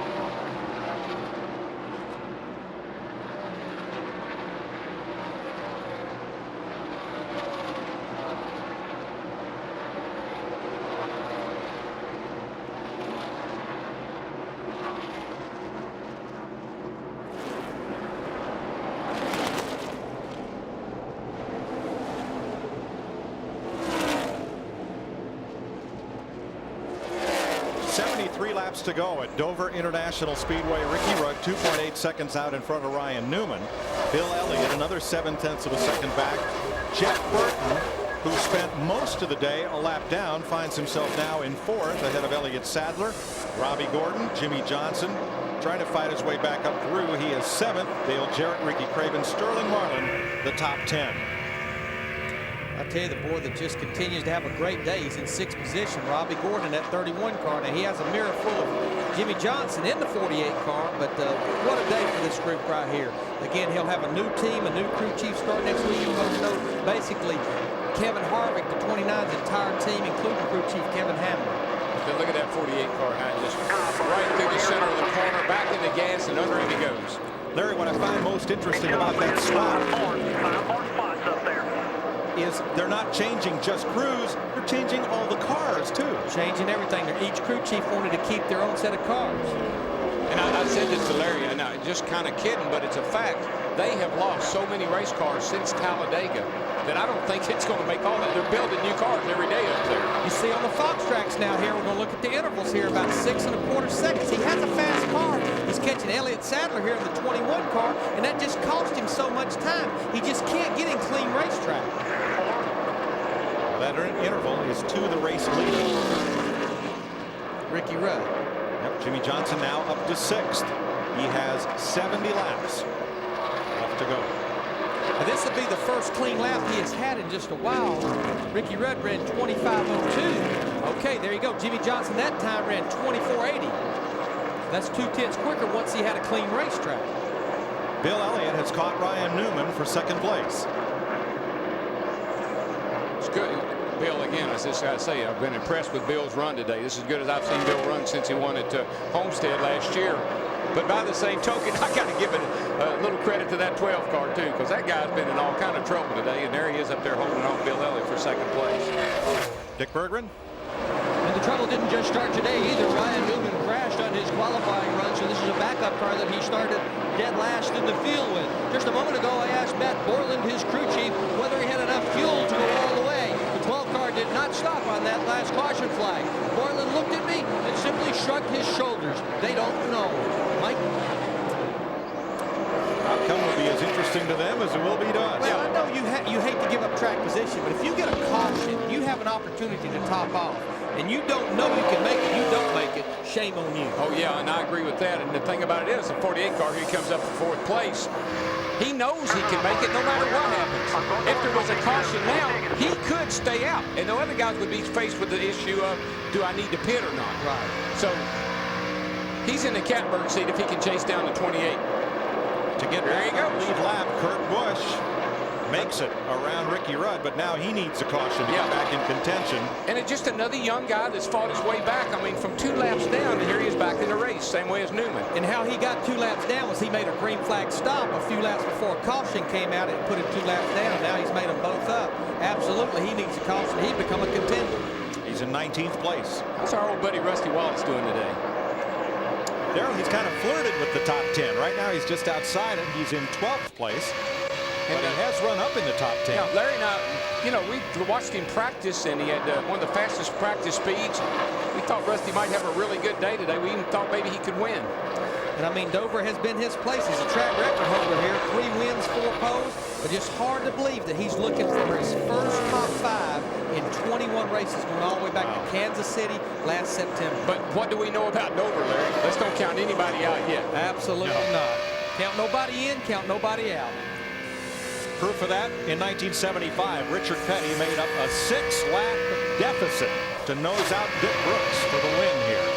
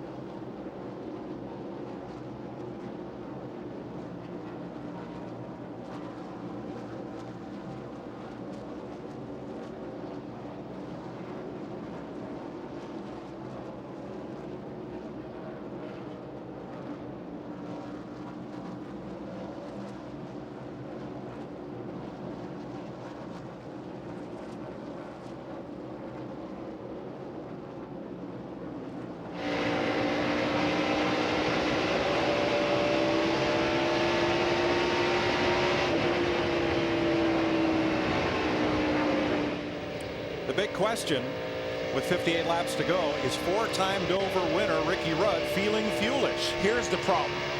He's got to conserve fuel to win the race because it's going to be real borderline. The bad news, that's bad news. Here's some more. Here's the worst news. The 48's going to catch you anyway. If you don't go hard, the 48's going to catch you. So if you slow down to save fuel, you're going to lose the race anyway, right, Jeff? Exactly right, Darrell. But the guy you need to worry about right now is old Bill Elliott right there. Bill Elliott has run a very consistent pace. I believe he's okay on fuel, and he may just sneak up there and steal this bad boy. I don't think he can hold the 48 off. 48's closing on him. I think the 48's coming, and it'll get him here pretty quickly. Elliott is 2.6 seconds back. Jimmie Johnson in fourth is 4.4 seconds back of Ricky Rudd. See, watch this car go through the center of the corner. Watch it. It just accelerates so well. Right up in front of that 12 car. It doesn't do that slide. He's driving it off that corner. It doesn't slide up in front of the car on the outside. He just drives up in front of the car on the outside. That's hard to do here. Even battling Ryan Newman side by side for fourth, Jimmie Johnson picked up 2/10 of that lap on Ricky Rudd. Yeah, he's definitely reeling Ricky in. Now he's down to 4.3 seconds behind him. And just remember now, Jimmie Johnson pitted on lap 307, 4 tires full of fuel. We know he can go the distance. Yeah, the other thing is his tires. I mean, Jimmy's going to have a little bit better tires as well. So Rudd is sitting there. He's kind of put himself in a box. He can't go as hard as he needs to. He'll run out of fuel. His tires are a little over Jimmie Johnson, and Jimmie Johnson is coming. Steve Burns is in the leader's pit. Mike, we've been listening to Michael McSwain talk to Ricky Rudd, and they're saying, be easy on that throttle. I went back to Norman Koshimizu, the gas man, and said, can you make it? He just kind of shrugged his shoulders and laughed, so it's going to be close. And just to document where they're at, there's Norman Koshimizu. He's been gassing that car for a number of years. He's been around for a long, long time. Goes back to some of the Diegard days. He was racing when I started. But Ricky Rudd pitted on lap 292. That's 108 laps or miles to go. A lot of teams told me their fuel window was around 90 laps. Now, we've ran 10 cautions since Ricky was on pit road. Using the 2-to-1 ratio, that's like buying him 5 laps. That's still over 100 miles that he's going to need to run. He would not stay out there if he didn't think he could make it. We know that. He had an opportunity to top the car up. So they would not have stayed if they didn't think they could make it. Jeff Gordon underneath Elliott Sadler. This is for 8th place. Clear, all clear. These cars are 9.5 seconds behind Ricky Rudd. And Darrell, how you save fuel here is you roll out of the throttle a little early, let the car roll a little longer, pick it up a little later. That's easy to do when you're by yourself. Very hard to do when you're working a lot of lap traffic, as Ricky Rudd's doing right now. Have you ever tested to find out just how much that saves? Oh, I have. Man, listen, this saving fuel is a science. It doesn't just happen. It has to happen on Saturday afternoon going into the race. Squirters in the carburetor, throttle linkage. So many things go into getting good fuel mileage. It's not about having a big gas tank. It's not about how that guy drives the car so much as it is the tuner on the engine. Just look at our Fox tracks right here. Now, this is the interval to Ricky Rudd, our leader of the 28 car, 2.8 seconds. This is coming down the front stretch here. You can see it shrinking just a little bit. Not a lot, but look right here. Jimmie Johnson in the 48, he's having to work lap traffic. When he's out in clean racetrack, he chops a bunch off that about 1/10 or 2 a lap. Now, Mike, it is all those things combined. But that tuner makes the biggest difference. He's the guy they turn to and say, can we make it? Not the crew chief. See right there, Jimmie Johnson, one more car, he'll be in clear racetrack. Ricky Rudd starting to catch a big pack of cars. And that car is the 2nd place car, Bill Elliott. I don't think Bill will put up much of a fight. He knows Jimmy's faster than he is. He's going to pull down and let him go right on by. Bill's trying to save fuel as well. He can't gamble on racing him. 2nd and 3rd right here. 2.5 seconds behind leader Ricky Rudd with 47 laps to go. It's going to be close on fuel here at Dover.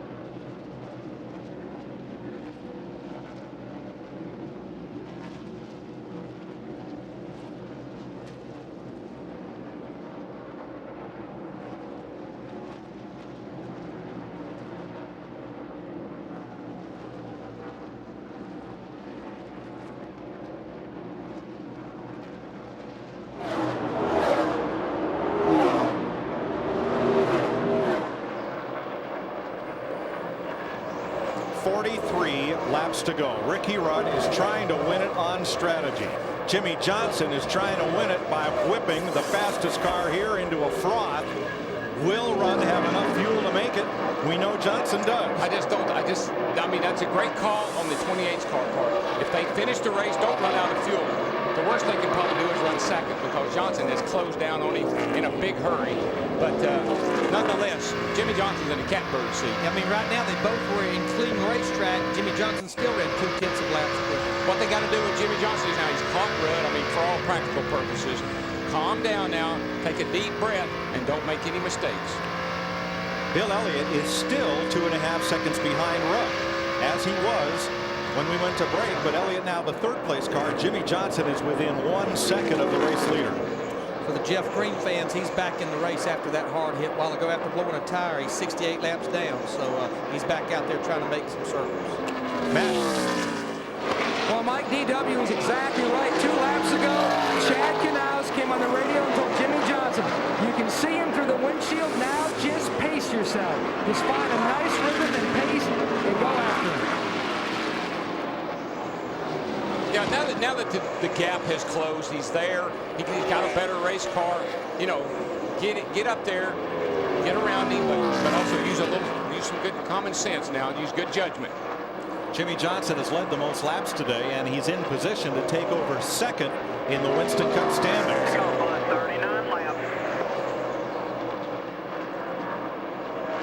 There's our point leader, Sterling Marlin. Bobby Hamilton is going to inhale Marlin. That's for 11th place.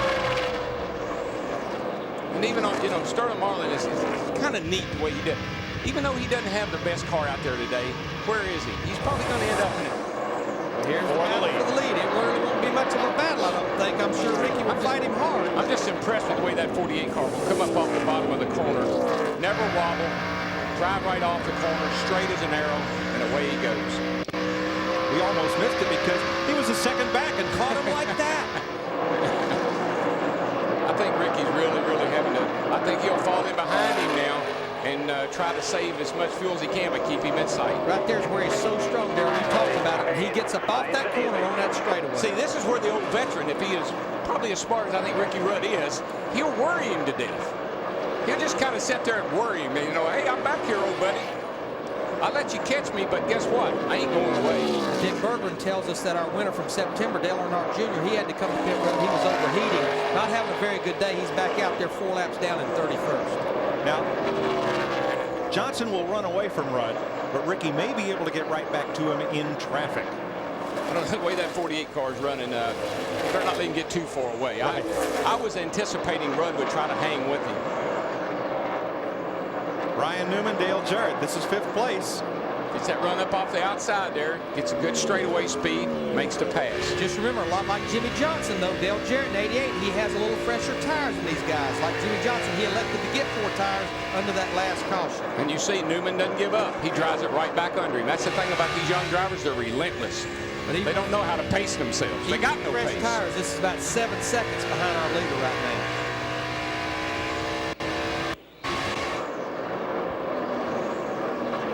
Jeff Burton, who's the best of the Roush cars as this race wears on into its final 10%. They're in 4th place. But and Hamilton back after Sterling. I can't help but have a little bit of a knot in my stomach for Jimmie Johnson. His car is so good, like we saw last week. He should have won the race last week. And I just want him to slow down a little bit and pace himself, because he's still blowing back cars left and right. Jimmie Johnson has opened up 0.7 of a second on Ricky Rudd. 34 to go.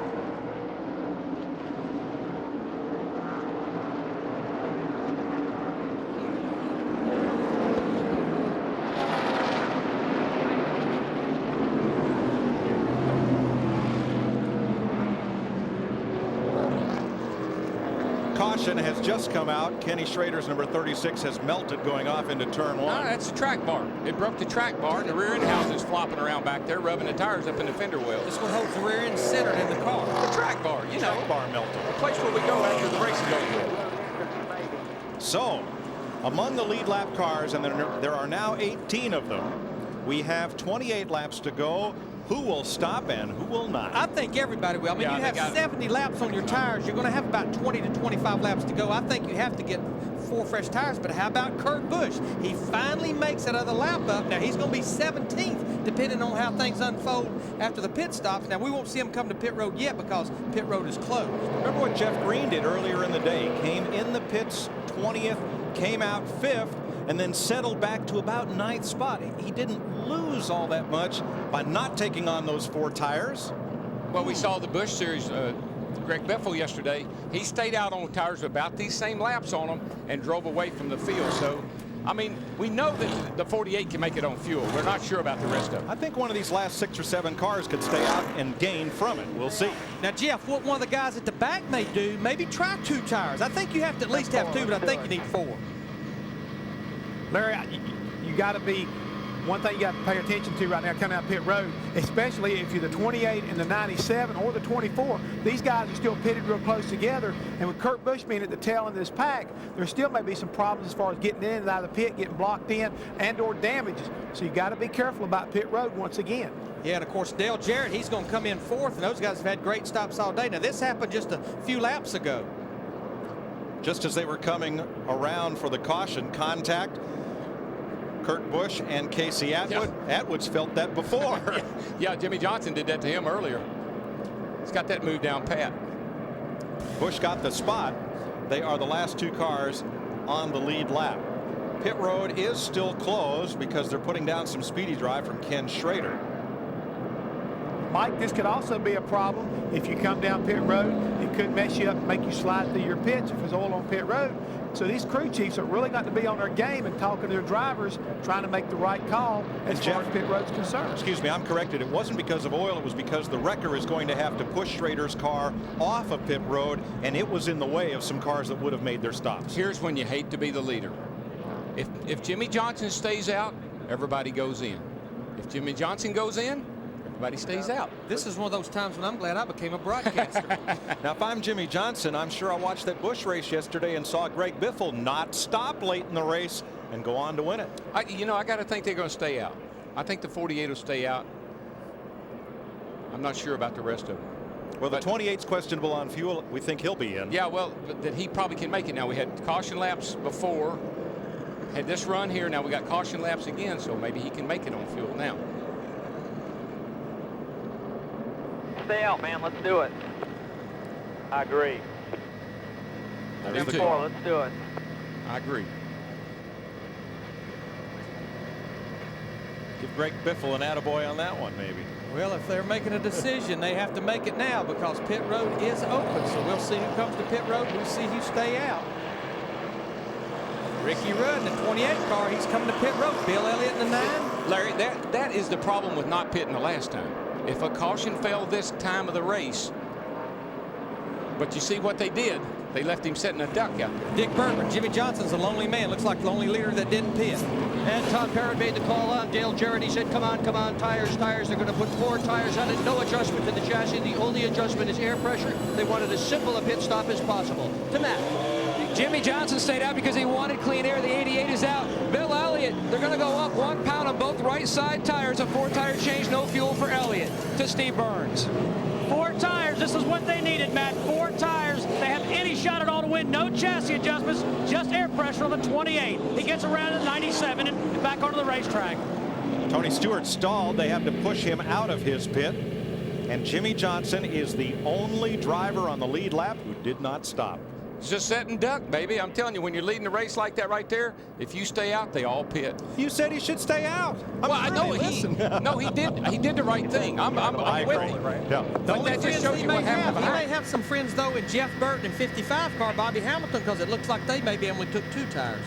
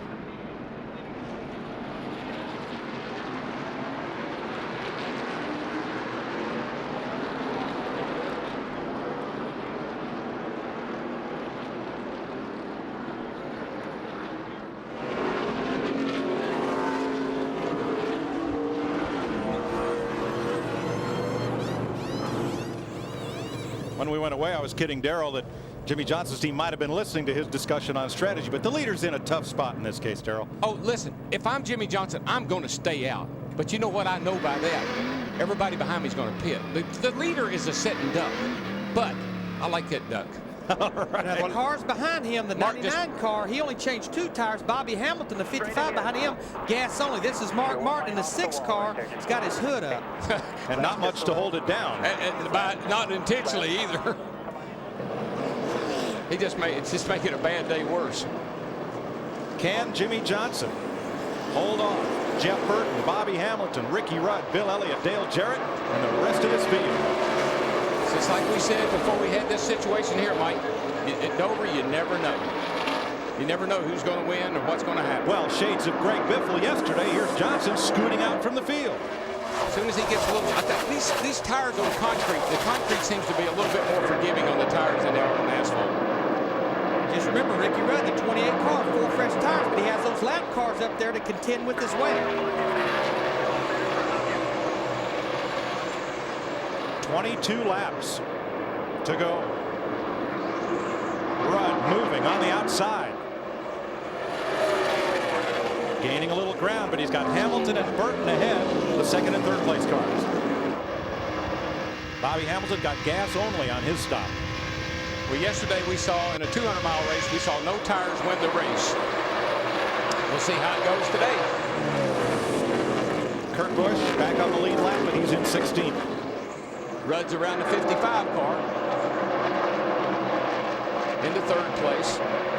And 1.2 seconds behind Johnson, who is waiting on nobody. No, and you know, he's not. He's getting away a little bit, but not like I thought he would. Of course, with 19 laps to go after a restart, he shouldn't have to contend with any lap cars. He can kind of run the line he wants to, the line his car wants to run. Let's go to his pit and Matt. Well, Jimmie Johnson wanted that clean air as Chad Knaus talks to Jimmy. Well, how difficult the decision was it, Chad, to stay out for that clean air and not get fresh tires? It was pretty difficult, you know, but we watched Biffle stay out yesterday. Tires really didn't do a whole lot for him. We took an opportunity in happy hour yesterday to put on new tires just to see how much it affected the car. It really didn't help us that much. So, you know, a little bit of lap traffic, a little bit of luck. Maybe we can pull this thing off. Jimmy's done a tremendous job. You know, these Lowe's employee owners, boy, they must be really happy with what this kid's doing for us. He certainly must. 3 dominating weeks behind the wheel of that 48 car. Steve Burns. Well, Matt, Ricky Rudd just radioed Michael McSwain and said, I feel like I have a loose wheel. McSwain said, just drive it as long as you can. 22 laps to go. Says, I feel like I have a loose wheel. Last lap times were pretty even, about a 10th apart, as Rudd tries to run down Jimmie Johnson. I mean, he drove by Jeff Burton and Bobby Hamilton in the 55. He's not really pulling away from Jeff Burton now. And that time, he lost a half a second to Jimmie Johnson. Something's definitely not right on that race car. Listen, if you got something like you think you got a loose wheel, buddy, it don't get any better here. And Rudd's slowing down, guys. I think he's going to come to pit road. He's pulled down, and here goes the 99. Rudd staying out. No, he stayed out, but man, he pulled down. He's still pulling down. I think he's really trying to figure out just exactly what's wrong with that car. And what's that condition here, Darrell, where on the concrete you feel like maybe you have a loose wheel or a tire down? Oh, this place will drive you crazy. The expansion joints in the concrete, it can give you so many things that you just don't know how to analyze them. Rudd's going to give up 2nd place to Jeff Burton. Here's Steve. Mike, Ricky thinks it's the right rear. He just hollered loose, loose, loose. He thinks it's the right rear tire.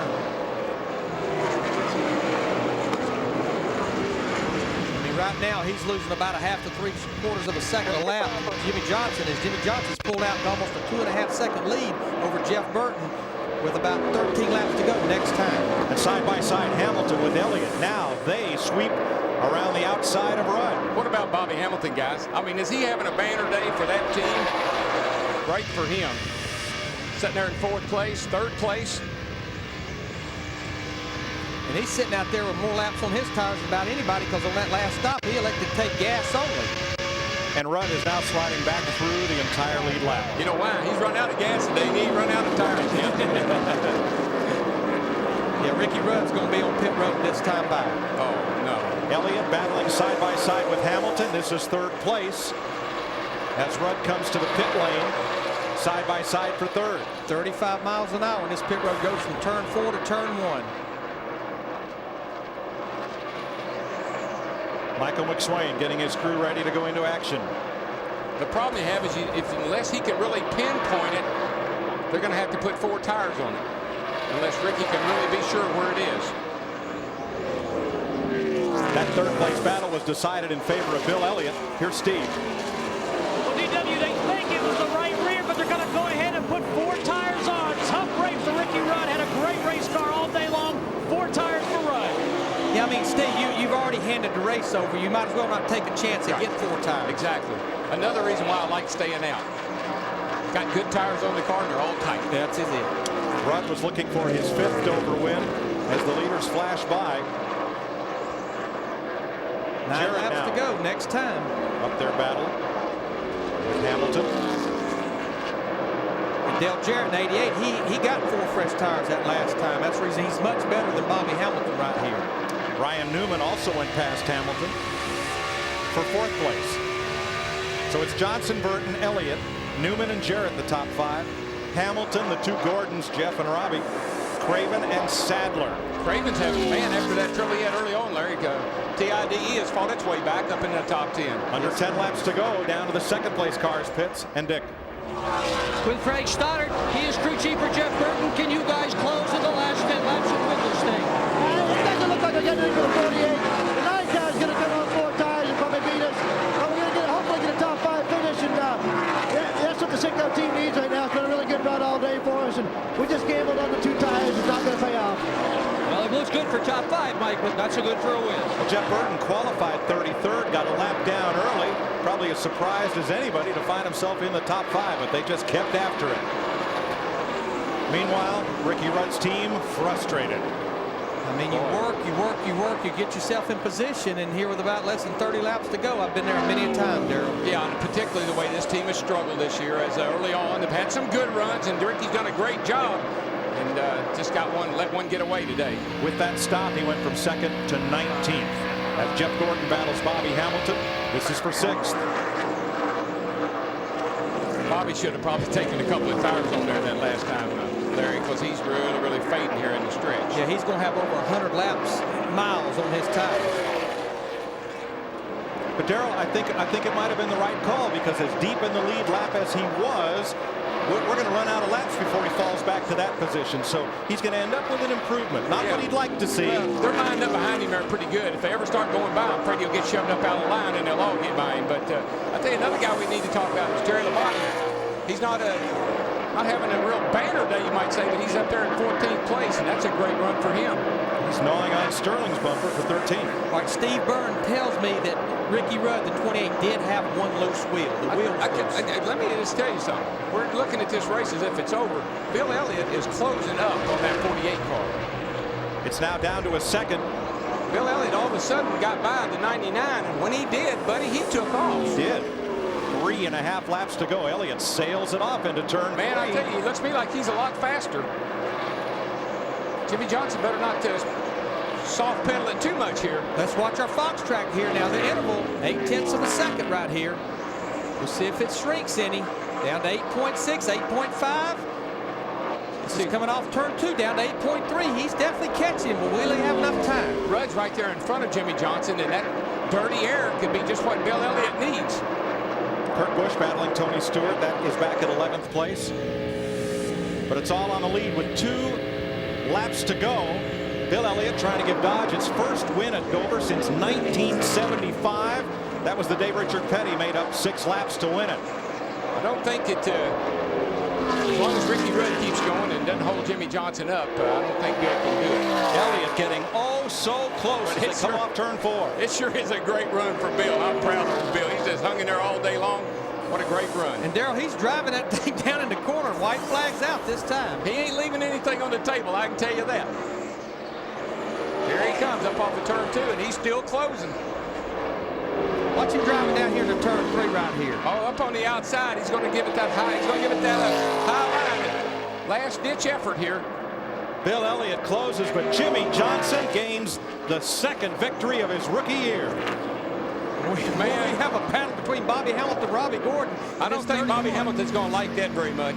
Gordon got Hamilton for 8th at the line. And notice that neither one of them are slowing down just yet. Bobby Hamilton is after Robby Gordon. Look at him. He's going to get him. You scoundrel, you. I'm going to get you. They zoomed past Ricky Craven, who beat them to the line for 7th place. And now it looks like maybe cooler heads will prevail. Give Robby Gordon a lot of credit. He knew not to slow down. He kept on going. I think stopping might have been the best thing he could do. Let me get over here on the back straightaway.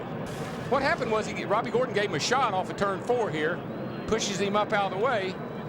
Man, Bobby did a great job.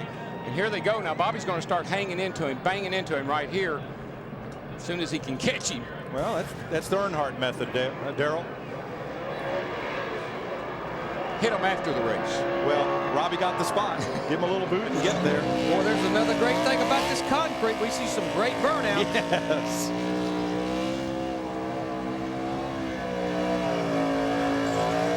Well, I tell you, I'm glad for that team.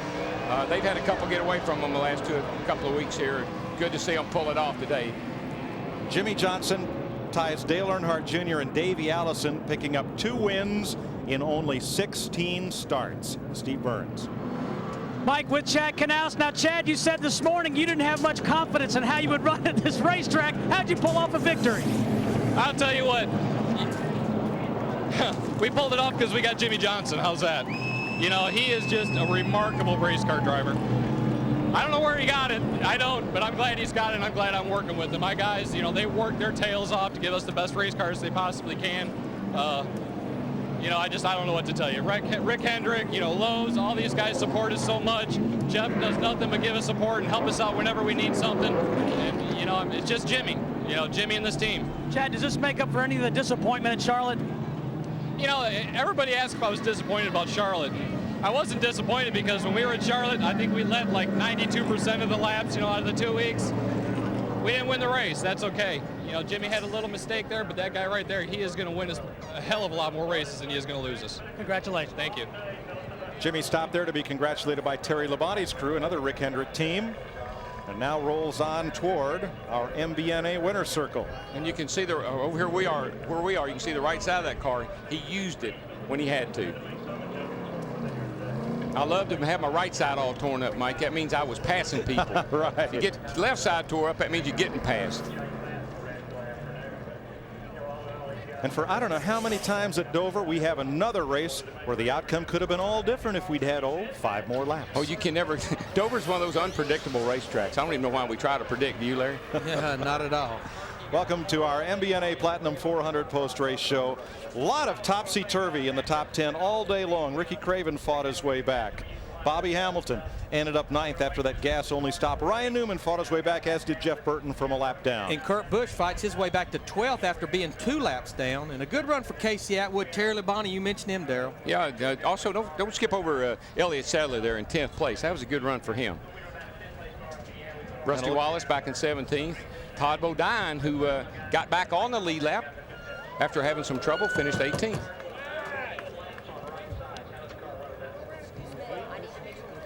Jimmie Johnson's today's winner, and Chevy congratulates Jimmie in the number 48 Monte Carlo for his win today. Jimmie will tell you the only thing that comes close to Monte Carlo's reputation on the track is its reputation on the street. More champions depend on Chevy. Will be there. The final pass for the lead is today's Team Monte Carlo winning moment.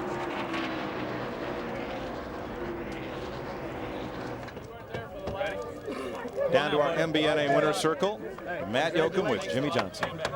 And Jimmie Johnson puts on the shades, climbs out, and the Lowe's boys pick up their 2nd win this season. Some high fives all around.